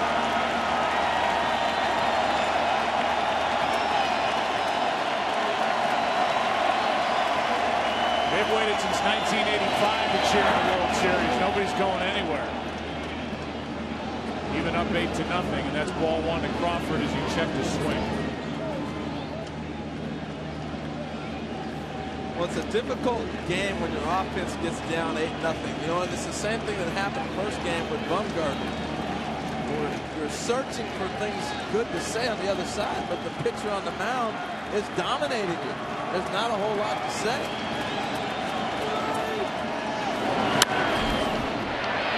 Easy play, Hosmer. 2 down. Mentioned 1985. Let's look at what was going on in our world in 1985. That was the great Michael Jordan's rookie year. What else? Madonna. Tom had his boogie shoes on there, didn't you, Tom? I know you did, Tom. Madonna went on her first tour. How about the top movie was Back to the Future, and then the #1 show just dominating in 85. Really every year it was on. The Cosby Show. Made it more popular than Hello. 2 out. Here's a ground ball right side. Or the Fat Albert cartoons. A 1-2-3 inning for Ventura. If you stick around, you just may learn something. Or 8-0 after 4.5 games.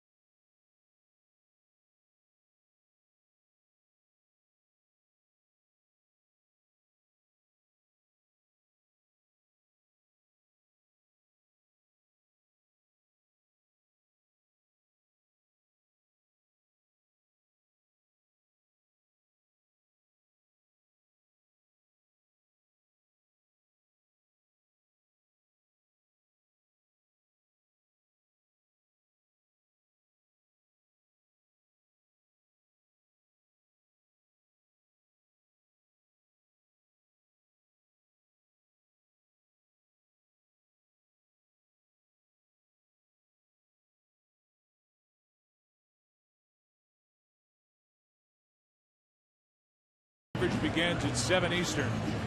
Right here on Fox, and streaming live on Fox Sports Go. And there are the starters.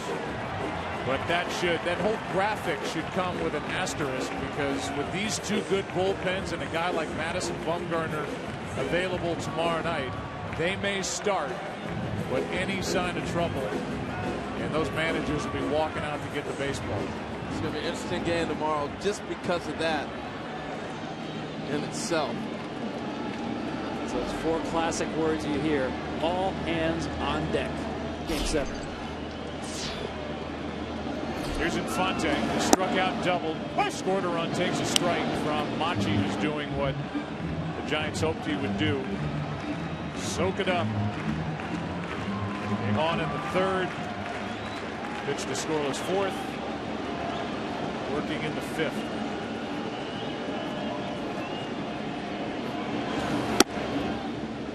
One ball, 1 strike.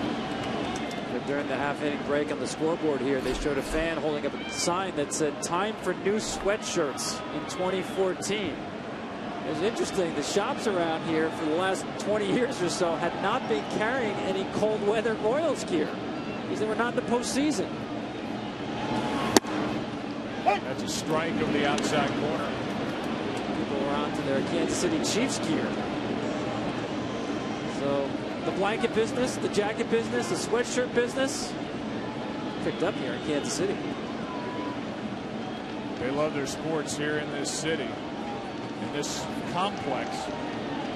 The Chiefs play on the other side of the parking lot is as good as it gets. Philly is fantastic with all the major sporting venues in the same area in Kansas City, with the baseball and football here sharing these lots. Well, they know how to have fun before and after games here as well. Here comes a 2-2 pitch to Infante. Left side base hit, 2 for 3. Let's go down to Ken Rosenthal here in the 5th. Well, Joe, tickets here for the entire postseason have been really hot and really expensive. And the way it's looking right now, it will be no different for Game 7. Here are the prices online as of this moment, approximately. Standing room, $750. Royals dugout, behind the dugout, $2,000 to $3,000. In the outfield, $1,000 to $1,500. Joe, I'm going to put your seat up for sale and see what I get. That's fine. Everybody in San Francisco will chip in and replace me. It's just good fun. 1 on, nobody out. Escobar into left field. Ishikawa won't get it. Up against the wall. Infante is going to hold at 3rd, and now he runs through. He is safe, and it's 9-0.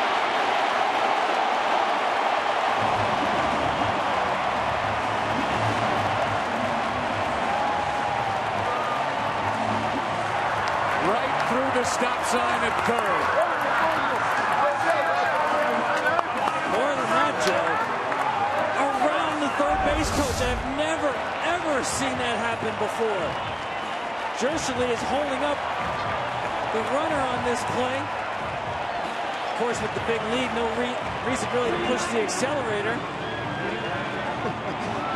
And you'll see Infante actually pass Jershely on the outside, not the inside. Like the backstretch of Darlington. But watch Omar's path again. He's going to look over behind himself. See, Jershey's in position to hold him. He's looking behind him. Now he looks at the base. Now he looks up. It's too late. I'm sorry, I can't run you over. I'm going to go around you. Actually going around Jershely, he had a better angle to the plate, and Posey had no chance to even reach him. He almost had a collision outside the third base coaching box, not the plate. Wow. Looked like he came running out of the dugout on the third base side with that angle. Now it's Aoki. After a visit from Dave Righetti, a single, a double. A run scored. It's 9-0, and Nori, who has an RBI single, a run scored, and a walk, swung and missed at the first pitch. Now Hunter Strickland, the rookie, gets loose. Yeah, Machi's getting a little tired. Getty went out to buy a little time. Just ask the big fella to try to get through it.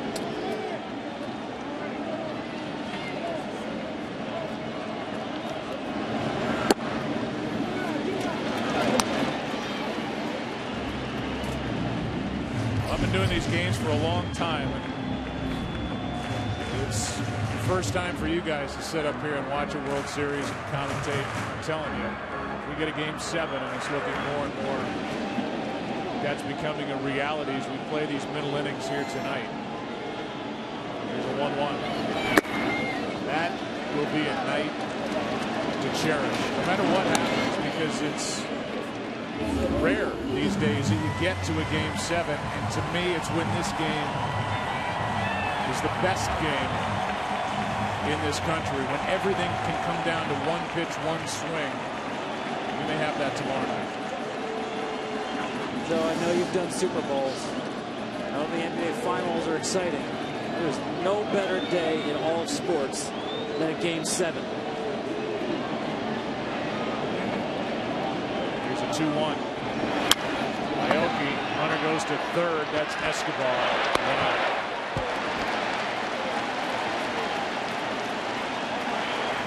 We'll look back to game 6, 1985, and this is the winning run sliding in, and that's Jim Sundberg in game 6, and about the same angle and basically the same uniform. A little better technology with the cameras. But the throw, and there's the hand first slide by Omar Infante here in the 5th inning. For the ninth one. That was Dane Orge who delivered that hit. You showed that highlight, Tom, before the game when we were doing an update as Lorenzo Cain stands in. A couple things jumped out at me about that highlight. I was reminded how good Andy Van Slyke's arm was out to right. Threw a laser to home plate. Strike 1 on Lorenzo Cain.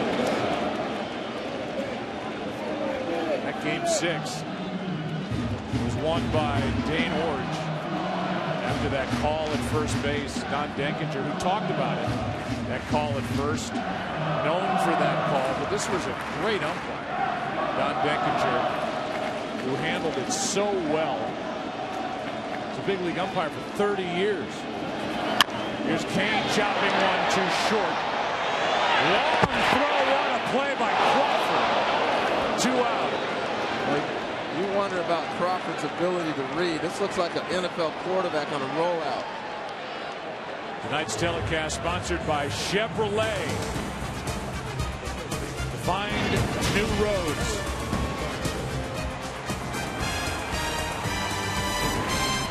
What a play by Brandon Crawford. Well, watch him look to third base here. All right, looks at the runner. No, I'm going to go back over this way. I think I'll throw it in the flat. No, he's open in the corner. I mean, this is an amazing athletic play. And to have the arm strength to throw out Lorenzo Cain flying down the line, that's as good a play as you're going to see. What arm strength he has. Strike 1 to Hosmer. And I'll tell you something I noticed Brandon Crawford does. Every inning when he takes ground balls, every throw he makes is from right this position, deep shortstop. Panik always takes the throws down to second because Crawford is always making the longest throw he will have to make in the game. I just love the foresight to do that. 0-1 the count, runner at third, 2 out. Just to finish on Denkinger. Proves he's a stand-up guy. Every time he's quoted, he told the AP prior to the series, nobody wants to have the call that I did in the World Series, but I did, and now it's a part of history. I'm not tired of talking about it. I mean, it happened. He retired after 98. Was on the plate game 7 in 91, the Jack Morris game. 1-0 win when Jack pitched all 10 innings. He knew it would be talked about with the Royals getting to the World Series for the first time since 1985, and I just applaud the way he's handled that whole thing ever since. Absolutely. And don't think that was not a factor in why the umpires as a group wanted instant replay, because a great man and a great umpire is remembered for one call out of thousands that he did not get right. Nobody wants that on their career. There's a 1-2. Inning is over. Machi gets through the inning. Another run put up by Kansas City and through 5. We go to the 6th inning, game 6. Elmar's still running in the dugout. That's Infante, 9-0. Royals having all the fun tonight.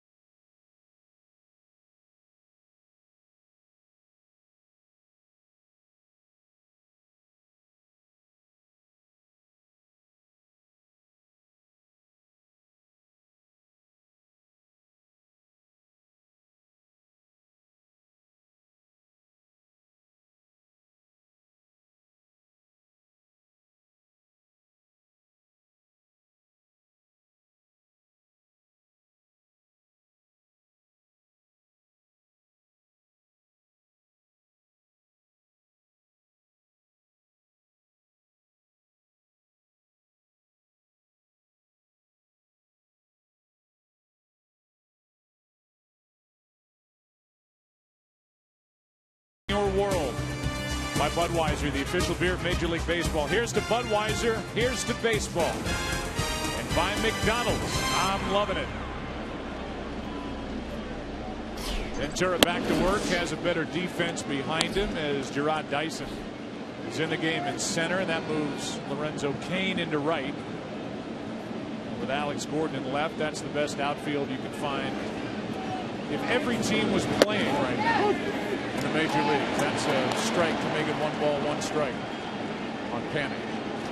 Yeah, they're going to cut off every ball. And the one thing that gets lost is the balls they cut off in the gap, diving, sliding to keep a double play in order. Maybe not as important in this situation, but throughout the year, to keep a double play and have a pitcher have a chance to get out of a big inning, their outfield comes into play big with that.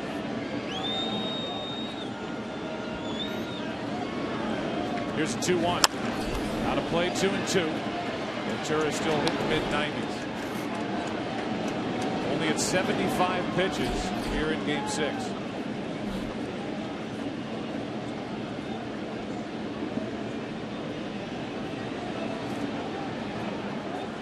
Dave Island checking out his 23-year-old. Panic in the air to right center. Who wants it? It's Cain, 1 out.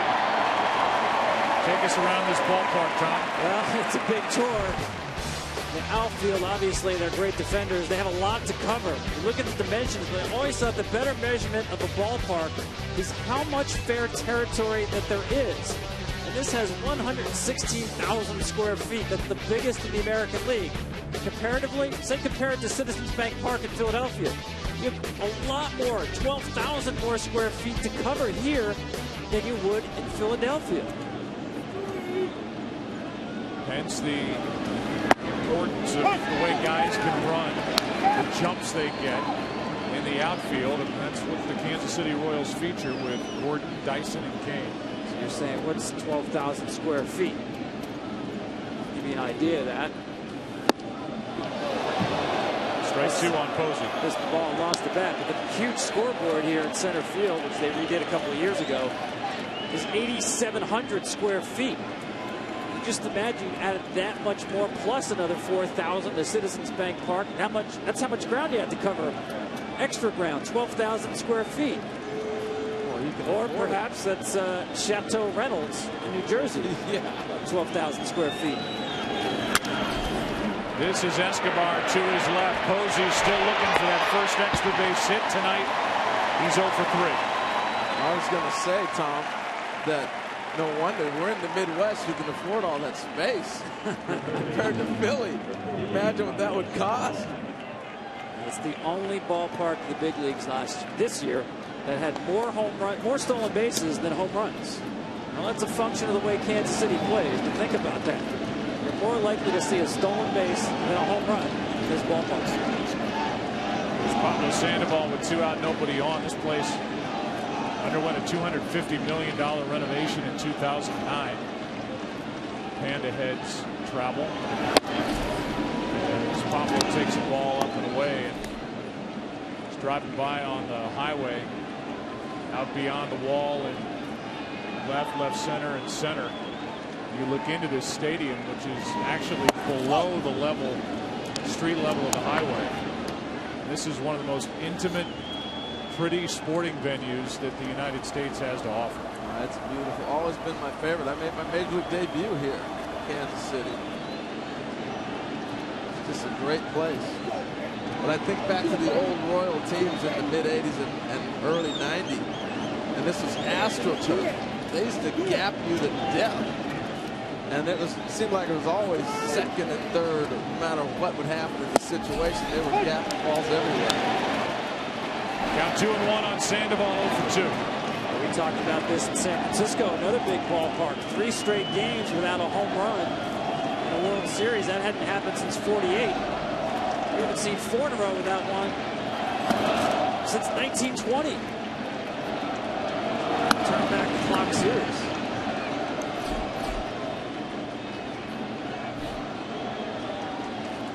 Three balls and a strike on Sandoval with 2 out, nobody on. That's a walk to keep the inning alive for the Giants. Well, you want to look at some of the defense here that the outfielders have been able to make. Watch how far he goes to get this ball right here. Remember, this ball hit by Hosmer in Game 1 might have changed things around. Lorenzo Cain, 122 feet. He's just jogging. I got it, no problem. But just how far these guys go to get baseballs changes how the game's played. I'll give you this one, Tom. That's not that far. I'm not tired yet. Look at the distance Lorenzo Cain covers and the speed in which they've been able to do this in. Makes it fun to watch. Here's Pence. That's Ventura with some flair. Inning over. And the 23-year-old says, you won a Game 7? Throw it on my back.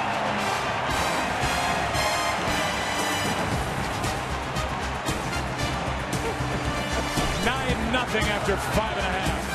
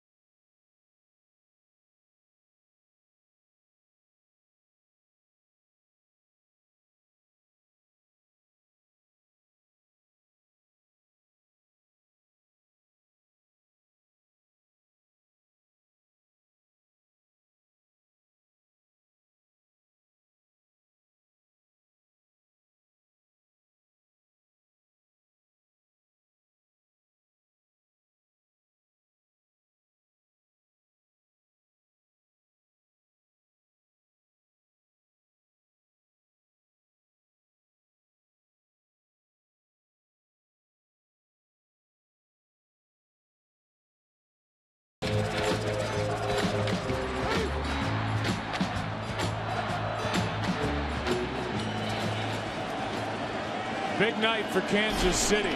Up 9-0. Game 6.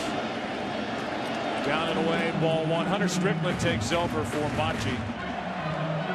You said the numbers coming in, Tom Verducci, about what teams have done since 1982, coming back home in a World Series for Game 6, and most of the time, as it turns out, Game 7. How about 22-3 at home in Game 6 and 7? That certainly qualifies as most. I was shocked to hear the number is that overwhelming. Yeah, it's great to be at home. You get the fans behind you. Close game, the benefit of batting last. Overwhelmingly in favor of the home team deep in the series. Strickland misses. Count 3-0. Saw the number, the 5 home runs, including 1 in this series that came back the last time we were here in Kansas City. Ball hit by Infante. Game 2. Rio pitch on the way. It's a strike from Strickland. I saw Hunter walking down the street the other day with his wife and his family in San Francisco. T-shirt on. Dude, we're in. His manager, Bruce Bochy, said nobody can lift with him. Strongest guy on the team. 3-1 pitch. Full count.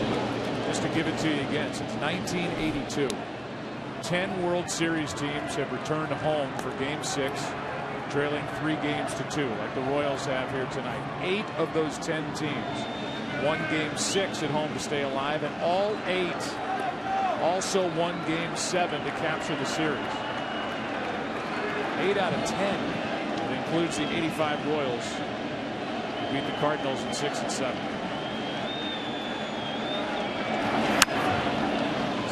Still 3-2. That is alarming. I mean, some of those numbers you can just ball up and throw away. Who cares? I mean, these Royals don't care about the 2002 Angels or the 85 Royals for that matter, but I mean, 8 out of 10, that's got to get your attention. I'm telling you, batting last has a lot to do with it, as obviously the 85 Royals found out. Game number 6. It's a leadoff walk. Back in the old days, you had your choice as the home team to bat first or second. The home team always took second, so they just made it a rule. I want to talk about gorging on football. How about 14 straight hours of college football this Saturday on Fox Sports 1. So go to the store, load up on all the chips you need, get the sofa ready, kick back for back-to-back-to-back-to-back games this Saturday on Fox Sports 1. There are the matchups. Here's Gordon. Catch up real quick this weekend, huh? You know, the Oregon Ducks are never far from your mind, even during this time of year. There's ball 1 to Gordon, who is 1 for 3 tonight. Did football season start? It starts this weekend. Oregon Stanford.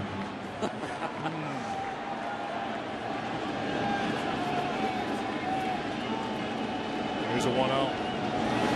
Hard hit. Panic gets 1. And they got them both. 4-6-3. And the rookie just stayed with it. I'll tell you what, this is one of those drills you do with the flat glove where you basically using a pancake glove and you knock the ball down. This is just with touch. Knocks it down, he's able to stay with it. But if he's able to hang on to that, he's going to have it in his glove. But that comes through drill after drill after drill. Short hops, everything else. Look at him get in the right position, builds the ball. And the only reason he missed that is because the ball kicked into his palm instead of into the web of the glove. But other than that, all the positioning was right. He knocked it down, got the double play. Here's Salvador Perez, ground ball to short. Weird hop. Crawford makes the play. And a nice inning by Hunter Strickland gets around the leadoff walk. Let's go to the 7th inning. Game 6, 9-0 KC.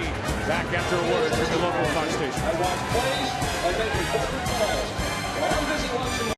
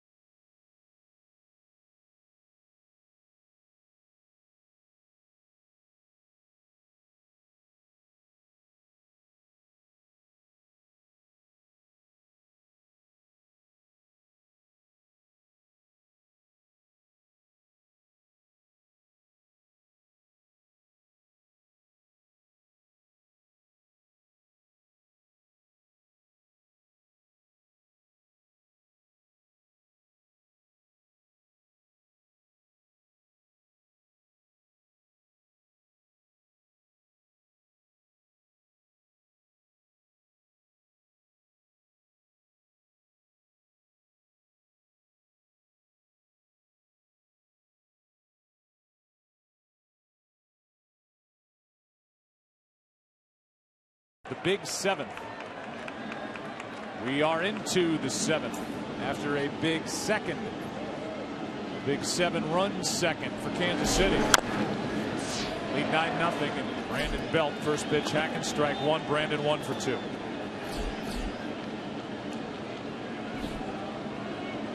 It'll be Belt, Morris, and Ishikawa.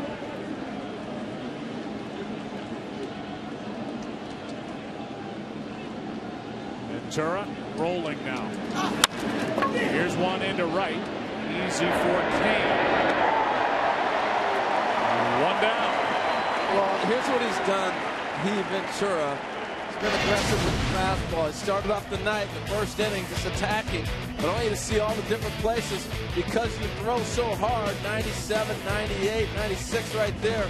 You can miss spots in the middle like he did right there with that one, the 97, another one, 97. And look what he's doing. Once he got ahead, it was right down Broadway, and go ahead and get a hit. If you look at him, that's what he's been doing right there. It's just come get it. That's the luxury of having the big 9-0 lead. Look at that. And the leg is getting even higher with every delivery. Pitch number 88 at the end of a long year. He's over 200 innings at the big league level, including the playoffs. He hit 100 miles per hour. 1 ball, 1 strike on Michael Morris. A little bit of Pedro Martinez in him, no question about it. That's his mentor. That finish with a flourish, especially with that right leg, definitely reminiscent of the great Pedro Martinez.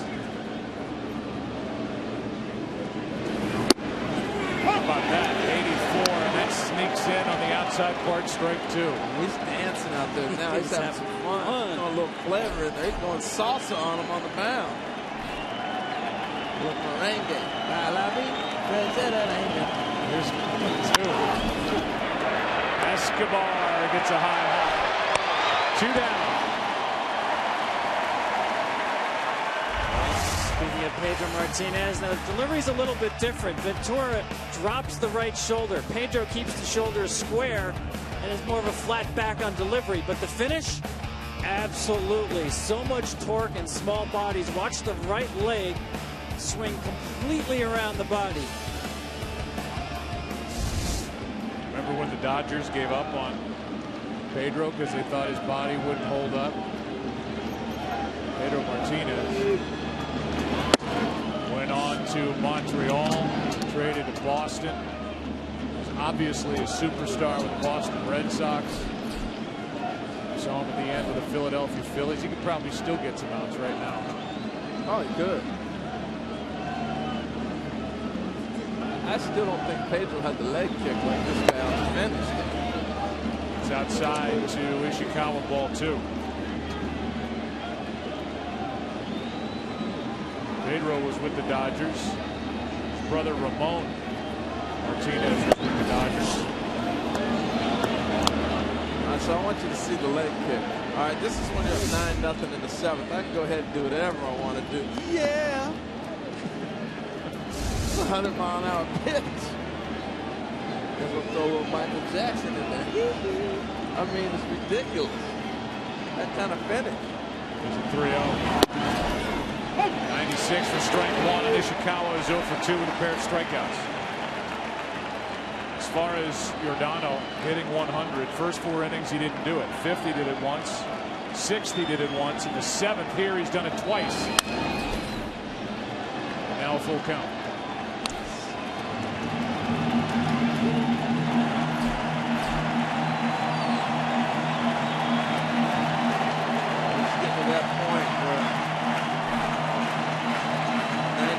Pitches. Probably be it. This 7th inning. What's he got on 3 and 2? He's got 1. His 5th of the night. Perez out to talk. We will hear the talk from Kenny Rosenthal. Kenny. Joe, thanks. We always make the Pedro comparison. It's been made with Giordano Ventura since he was in the minor leagues. But talking to Royals bench coach Don Wakamatsu tonight, he dropped another name on me, and not because of any physical resemblance or even the resemblance in stuff. He said he was excited to see Ventura pitch and continue to grow in this postseason atmosphere because in the Royals' minds, he can be their Felix Hernandez. Wow. King Felix comparison for Rodano Ventura. Well, the upside is so big for this kid. And he doesn't even fully develop his off-speed stuff yet. Ball one to Brandon Crawford. Tom, you gave a stat earlier tonight how many fastballs he's attacked with. Yeah, listen, I mean, he's not the strike thrower Felix Hernandez is. That is extremely high praise. But in terms of the arm strength, age of 23. That's into center and almost took the hat of Ventura with it. 2 on, 2 out. And Brandon Crawford now has hit in 8 straight World Series games.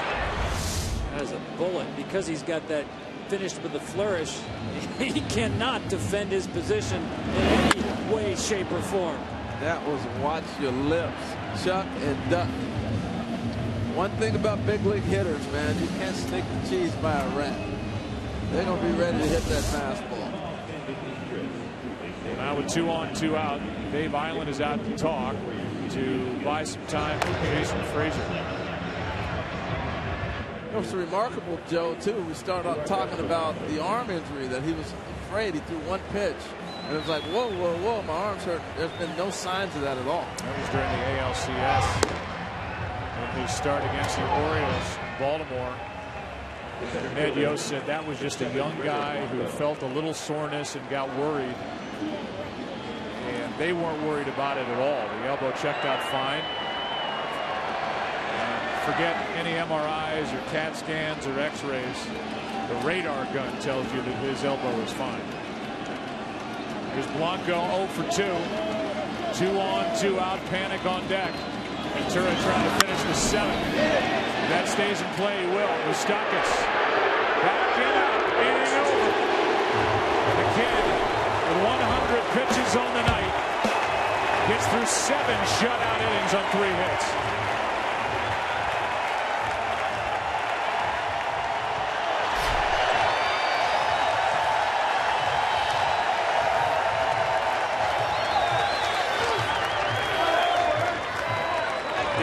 Summary here in Game 6. Orioles trying to force Game 7 tomorrow night. They come up with a franchise record in the postseason, 7 runs in the 2nd. The night for Ventura, and everybody up and down this lineup for Kansas City has at least 1 hit. Now for the introduction of God Bless America, we'll go to public address announcer Mike McCartney. Fans, let's pause to celebrate our freedom and those who work to defend it. Please join us in singing God Bless America, being performed by Human Resource Specialist in the Tennessee Air National Guard, Technical Sergeant Angie Johnson. God bless America, land that I love. Stand beside her and guide her through the night with the light from above. From the mountains to the prairies to the oceans, right with fire.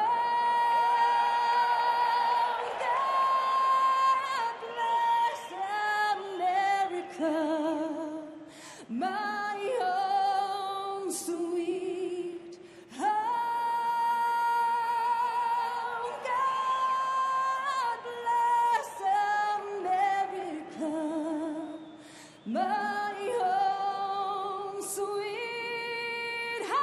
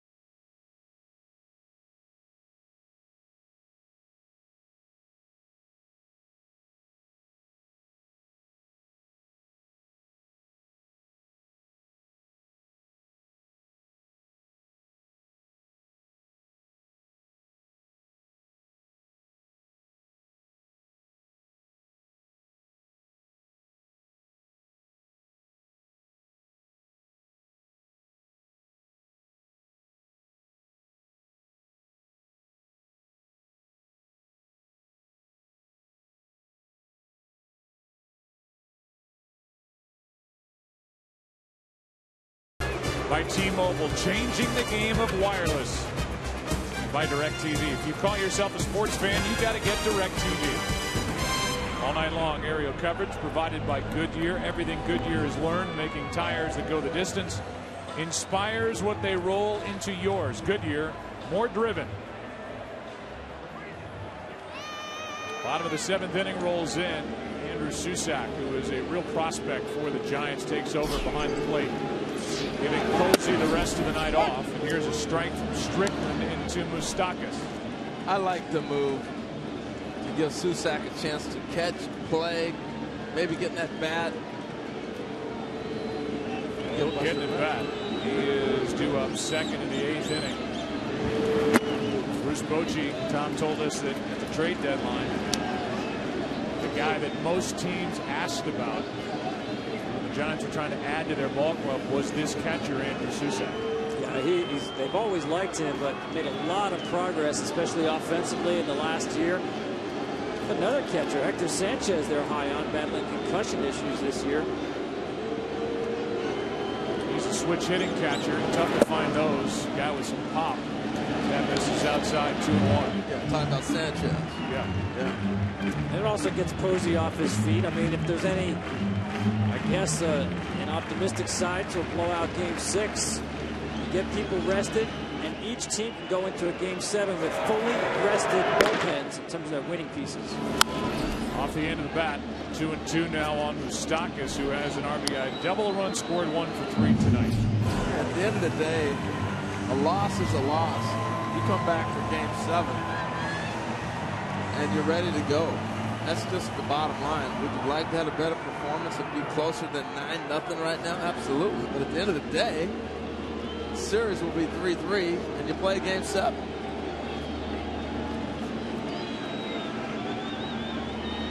Mustakas on 2-2. That's foul down the left field line. One of the many outstanding scouts for the San Francisco Giants is Steve Balboni. He's an advanced scout. He's not the only guy. Keith Champion's done a great job for them. Pat Burrell, Brian Johnson, former catcher. Burrell was a champion with the Giants when they picked him up late in his career.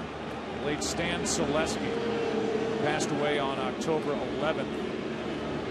Much too early at the age of 59. Those guys advanced scout as Mustakas hits it into right. Back at the wall. It is gone. 10-zip.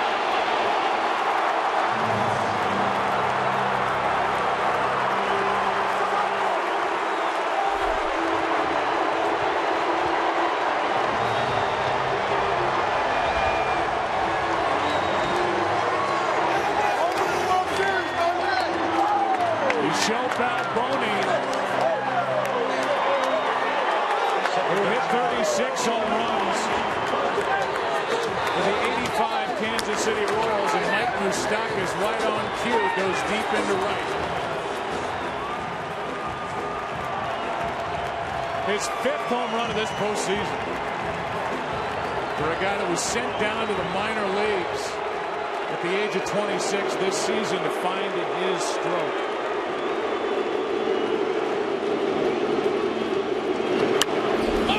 Another home run by another left-handed batter against Hunter Strickland, and the 6th overall, 5 by lefties this postseason against number 60. Well, this is a cutter or a slider that just comes back out over the plate. And Mustakas didn't miss it. And if you're thinking, yeah, he had a home run and it was 9-0, did you hear him when he got back to the dugout? Just had a home run in the World Series. Somebody told me. Eric Hosmer was telling him that. I caught that too, and I just love that out of this Royals team. Every step of the way, they have enjoyed this run. I'm not pretending they're too cool for school. You just hit a home run in the World Series. For the stuff that Hunter Strickland has, it's, I guess, proof that it doesn't matter how hard you throw. If you make a mistake at this level, they're going to get you. But that's 6 home runs against Hunter Strickland this postseason, 5 of them with a left-handed batter. Postseason record. The other ones all on fastball center cut. This was the breaking ball. this guy's got closer stuff. He's probably trying to figure out why himself. During the NLCS, Escobar fouls it back. The theory was floated, as it would be with any pitcher with this kind of stuff, that maybe he was tipping his pitches. We talked to Bruce Bochy about it coming into the World Series. He said they worked on some mechanical issues with Hunter, but they didn't believe that Strickland was tipping his pitches at all. Yeah, remember, this guy came back in just 10 months from Tommy John surgery. That's extremely quick. Part of his rehab, he went to this throwing motion where he takes the ball out of the glove with a little tap, puts it back in. And that was one of the things that they were looking at. In other words, really trying to retrain himself to throw and to pitch. That was a drill he went through with that tap. But as you said, they diagnosed that and said, we don't think he's tipping. I'll tell you what, Escobar's taking some big hacks, falling all over the place. And had Hunter not had that little dust up earlier in the World Series, he'd be on his back right now. He would. I agree with you. Escobar getting big swings. The count's still 0-2. Strickland got into a shouting match with Salvador Perez in Game 2. And going up to it, another big swing by Escobar. To Strickland's credit, he said, that was on me, I was wrong. And it was Salvador Perez who was rounding third, coming to the plate on a home run hit that inning by Omar Infante.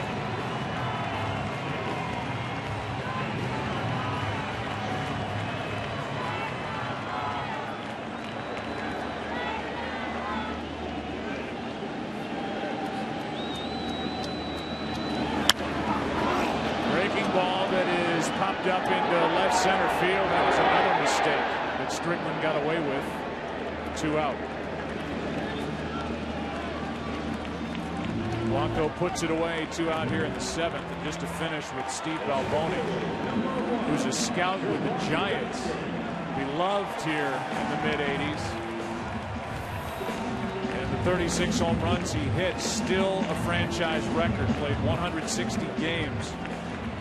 The big first baseman, DH type. And now he's scouting for the enemy here in the World Series. What a great job he and that crew have done so far this postseason.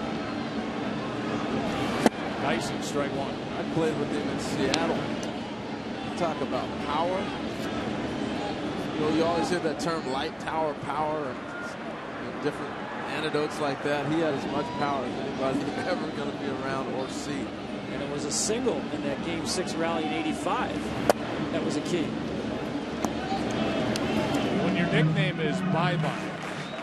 It better be, huh? Yeah, it better be home runs, or that's not a good nickname. Look at how big this yard is, though, that total 36 and 85 still stands. Franchise record. Nice into the right side, belt to the bag. The inning is over. Steve was playing for the Royals. It was 11-0 in Game 7. When the Royals won it all in 1985. Tonight, it's 10-0 Kansas City after 7, rolling toward a Game 7 here in the 2014 World Series.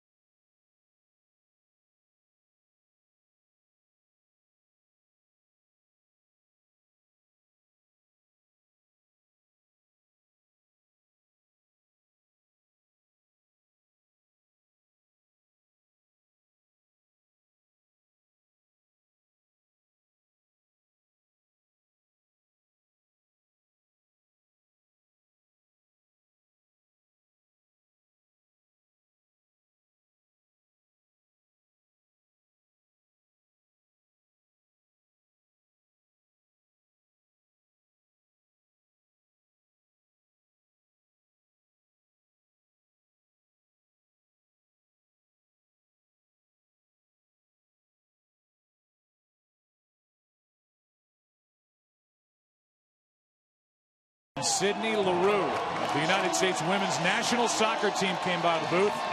Last Friday, they qualified for the 2015 World Cup. 2015 Women's World Cup will be seen next year on Fox and Fox Sports 1 as Jason Frazier takes over the 7th game of this postseason. Abby Wambach is just simply one of the best soccer players on the planet. 34 years old, born in Rochester, New York, played in Florida.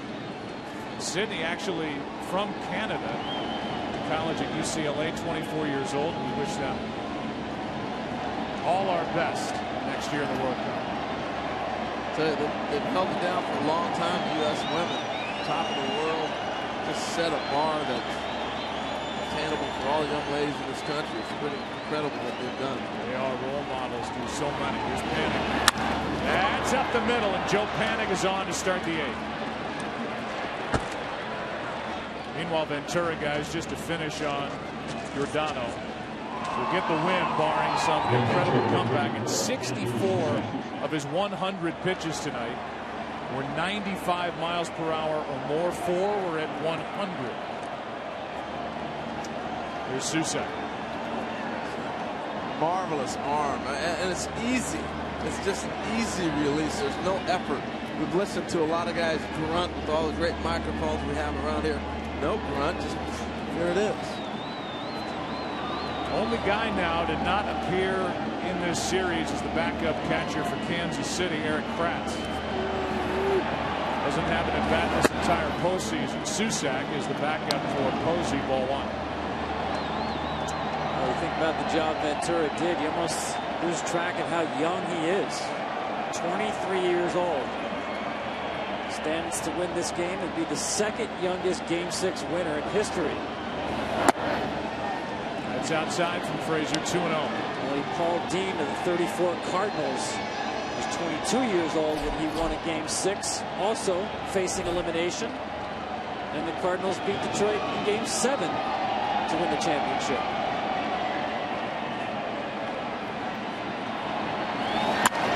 In the air to center field. Back is Dyson on the run. 1 out. Well, remember how this game began for Ventura. It began yesterday when he told Salvador Perez he was dedicating this game to his friend Oscar Taveras, tragically killed in a car crash in the Dominican Republic. They were friends growing up, competed against one another, and trained together at one time, roomed in the same complex in the Dominican Republic. And he was a man on the mission. Didn't forget to enjoy it and to have fun. Dedicating that performance, as you said, to Oscar. Killed at the age of 22. Still numb from that one. It's just a couple days ago. It's so hard to even imagine. There's a strike to Pablo Sandoval. Jason Frazier, who's picked up from Texas during the year to add to this bullpen. Grew up in Blue Island, Illinois, on the south side of Chicago. Brother Joe, mom and dad Sue and Frank, rooting him on, and so proud of the pitcher he's become at this big league level. And ended this 10-0 game in the 8th inning here in Game 6. Ryan Vogelsong, who started Game 4, getting loose for the Giants.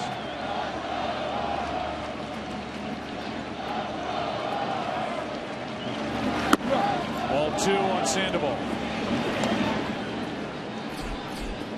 They say in baseball, momentum is only as good as your next day's starter. And the starter for the Giants will be 39-year-old Tim Hudson. The starter for the Royals will be Jeremy Guthrie. He was the winner in Game 3. Hudson. That ball is ripped into right off the bat of Sandoval.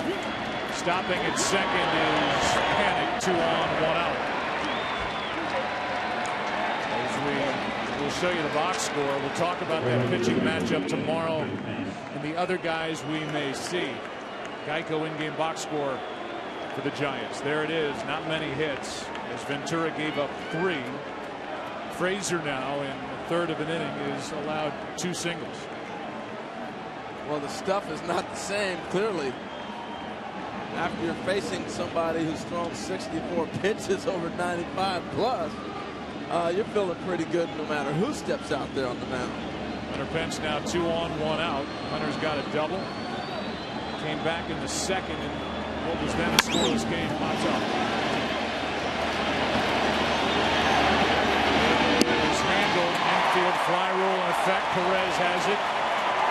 2 down. Guys, let's talk about tomorrow and about Tim Hudson.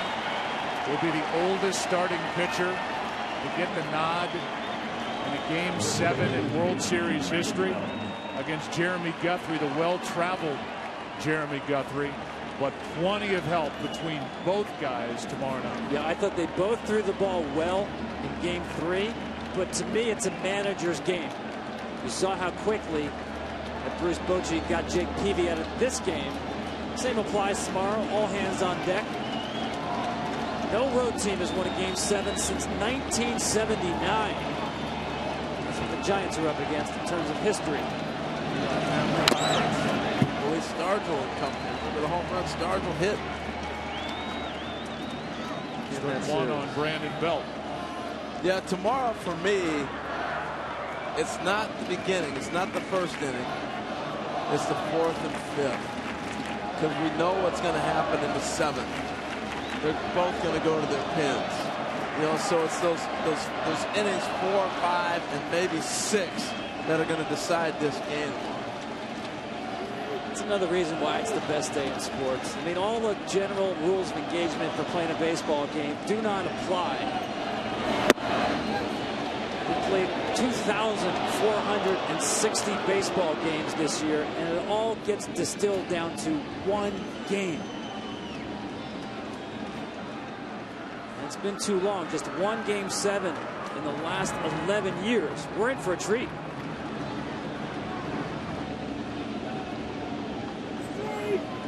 Here's a 1-1.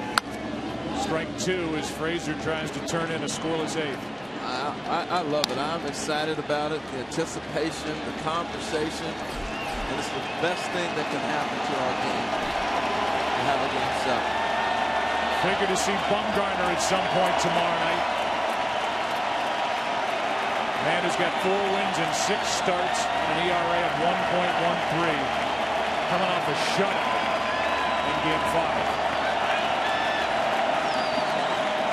But tonight belongs to Kansas City.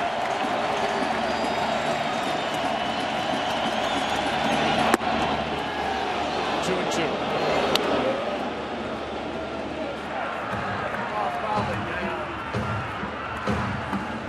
Bumgarner, by the way, has made 4 career relief appearances. Last one was Game 6 of the 2010 NLCS in Philadelphia. Pitched 2 scoreless innings on 2 days of rest. Strikeout ends the inning. Scoreless frame put up by Frazier. Bottom of the 8th rolls in. Kansas City batting up 10.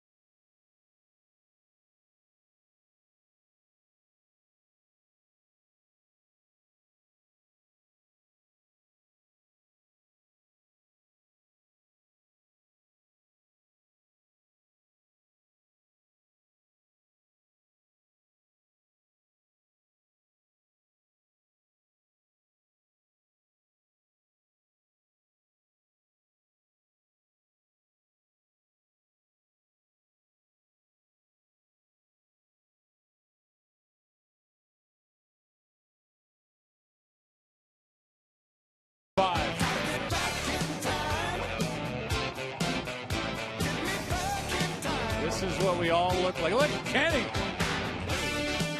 Verducci looks the same.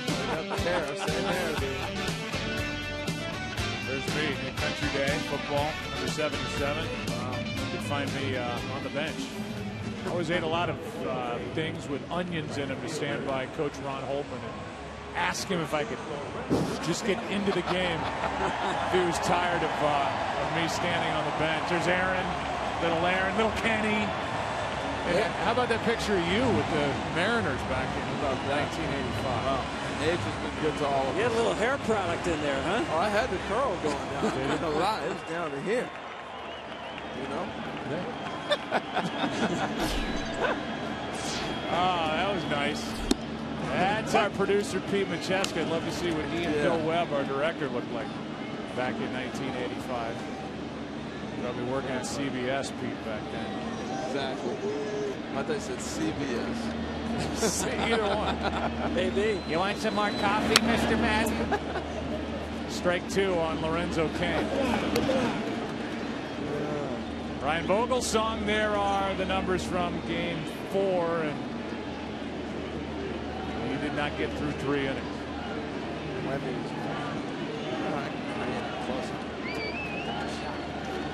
First relief appearance for Vogelsong, who has that riding fastball miss. 1-2 strikes on Lorenzo Cain. First relief appearance since April 2011 against Atlanta, and Tim Collins, the lefty, gets loose.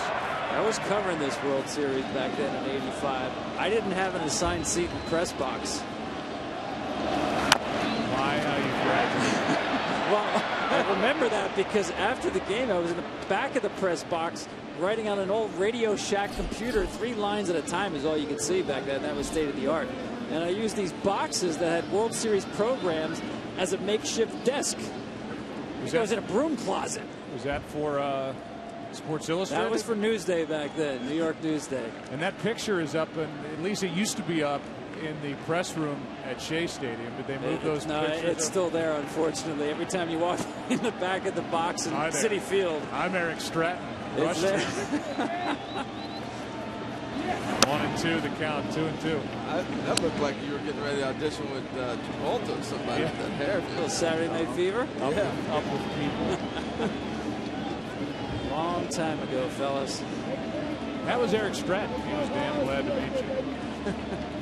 Here's a 2-2 pitch from Vogelsong. It's inside a full count. So how crazy was it when the Royals won that night in '85?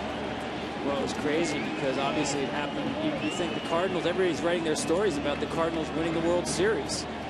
A lot different than tonight. A lot of drama back in Game 6 then.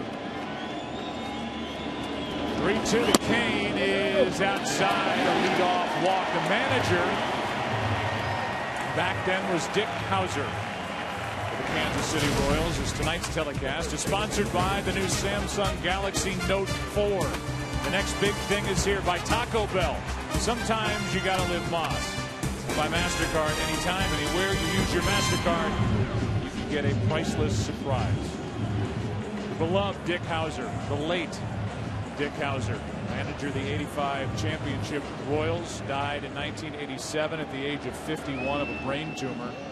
A lot of people don't remember. Steve Horn, our editorial consultant, reminds us, an all-star infielder for the 1961 Kansas City Athletics. He was the manager for the 1980 Yankees team that won 100 games. He lost to the Royals in the LCS. Dick Hauser, that number 10, retired by this great franchise. It's out there in left field next to George Brett and Frank White. You know, it was a weird thing. I was playing in '85 and obviously '87, and to hear of someone of that stature that you're used to seeing, and knowing the complications he went through, it's just not as common as today. We have so many efforts, you know, whether it's cancer or whatever the drive might be. There's a lot more efforts now than there were back then. And things are always kind of, we weren't aware of all the different things that he might have been going through. You said it, Joe. One of only 3 men, you see him right there, to wear a Royals uniform, to have that number retired. And what a job he did that entire postseason. Remember, they were down 3-1 in the ALCS to Toronto.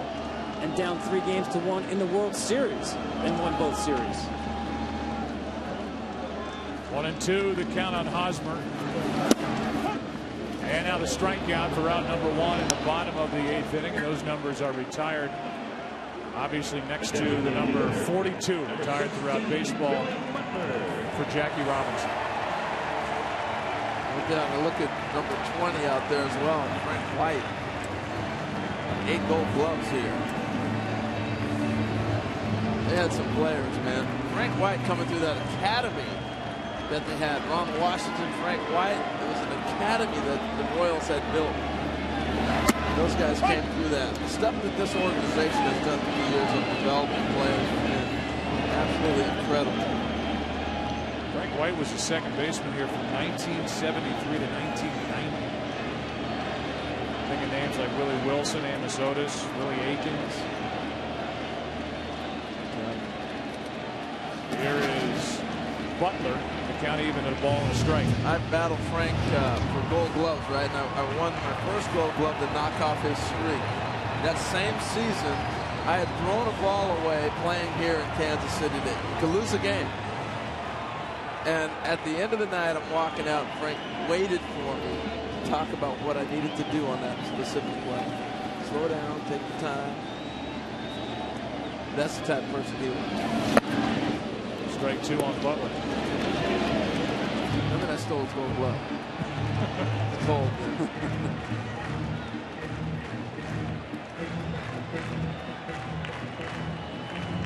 Well, we've had a good time, obviously, checking in with George Brett every day. At one point last year, George Brett was the active hitting coach for the Royals. Here's Butler, ground ball to third. That's Arias. Out at second, out at first. They turn the double play. That sends game number 6 into the 9th inning. Giants will bat. Tim Collins getting ready. 10-0. Kansas City on top.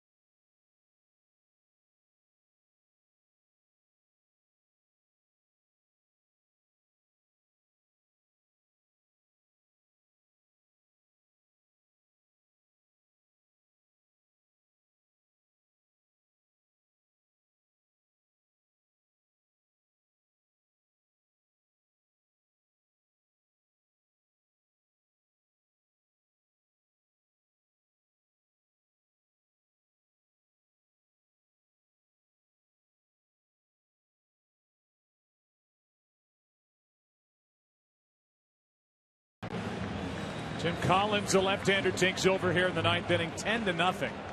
Kansas City. Collins will try to finish off the shutout. Bruce Bochy on the left, Ned Yost on the right. The last time back-to-back shutouts by different teams, 1958, the Braves and the Yankees. 3, 4, and 5. Strike one on Morse. Eric Kratz, the backup catcher for the Royals, got to be thinking, what has to happen to get me into a World Series game? Come on, Ned. Give him a taste of it.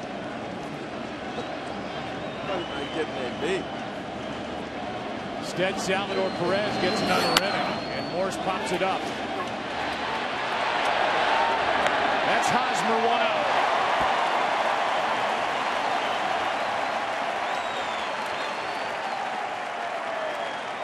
After 22 years of service to the game that he loves, Commissioner of Baseball will be stepping down at the end of this year. Rob Manfred is the commissioner-elect. He is here. Bud Selig. There's George Will. That luxury suite. Juan Perez steps in. He's done some amazing things for the game. You know, it's easy to talk about the wild card, but how about the impact he's brought back of legends to the game? You look at Hank Aaron Award, you look at Jackie Robinson's retirement, the number, and just seeing everywhere you go, the George Bretts and everybody else that's involved in the game. Right side and base hit for Juan Perez. Caps, hoodies, jerseys, jackets, and more. Get all the officially licensed World Series gear for the Giants, Royals, and all of baseball at the MLB.com shop. Something, Tom, you and Harold both talked about coming into this World Series. As you look at Commissioner Selig, it was on his watch that the wild card was introduced into Major League Baseball, and without that, and now 2 wild card teams since 2012, these 2 teams wouldn't be here. Kind of fitting, right, for the Commissioner's last World Series. 2 wild cards, and not only that, Joe, think about the reason why these games 6 and 7 are in Kansas City. It's because the American League won the All-Star game. Another idea that came out of the Commissioner's office, try to invigorate that All-Star game, put something on the line. Ned Yost, his press conference, made sure to thank the American Leaguers the other day for making sure the Royals got the home field advantage in the World Series. So the Commissioner in his 22 years will get to watch his 5th Game 7. Well, he goes around with his legacy now into history as the greatest commissioner of all time. That's down for ball 1 to Matt Duffy, who is getting his 6th at bat this postseason. He's 1 for 1 in the series. And that statement goes without a doubt. Look at the revenue. Look at all the things that have happened in the game. Changeup got him, 2 down.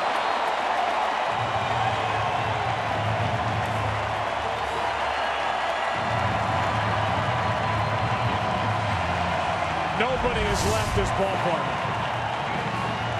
They're packed in, waving towels. They want to see the period at the end of this Game 6 to officially send us to Game 7 tomorrow night.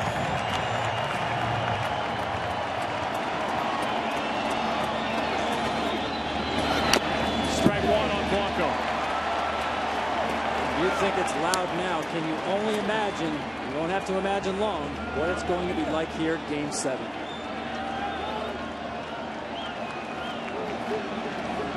Charged up for this place. Jim Hudson, Jeremy Guthrie, the starters, with plenty of help behind them.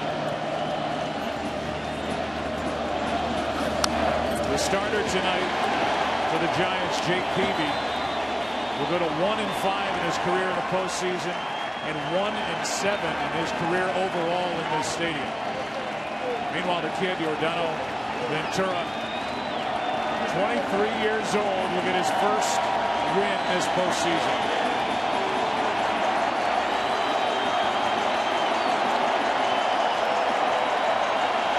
The kid beat the vet.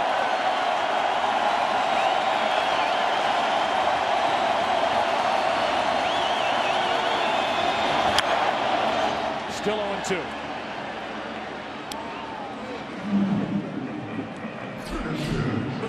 manager for the Royals, Ned Yost, didn't have to use his big three in the bullpen.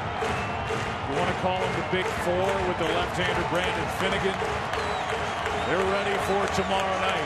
Meanwhile, the Giants have their great bullpen ready, with Madison Bumgarner lurking for tomorrow night. Here's the 0-2. Do it again. Well, you talk about putting a period on a tremendous postseason. With Madison Bumgarner knowing he's going to have an opportunity to throw tomorrow. And the question is, how long will he go? 2 innings, 3 innings. He'll be in the game. You count on that. How about Tim Hudson waiting all those years? 16 years to start a Game 7 of the World Series. And it's official. Game 7 tomorrow night. Royals win Game 6 10-0.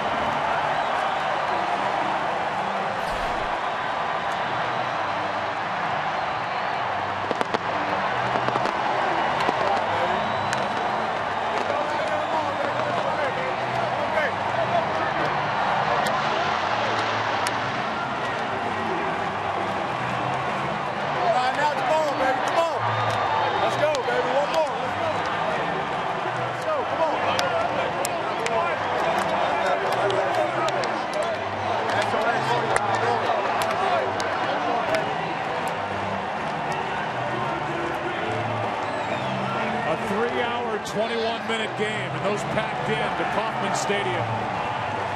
Enjoyed every second of it.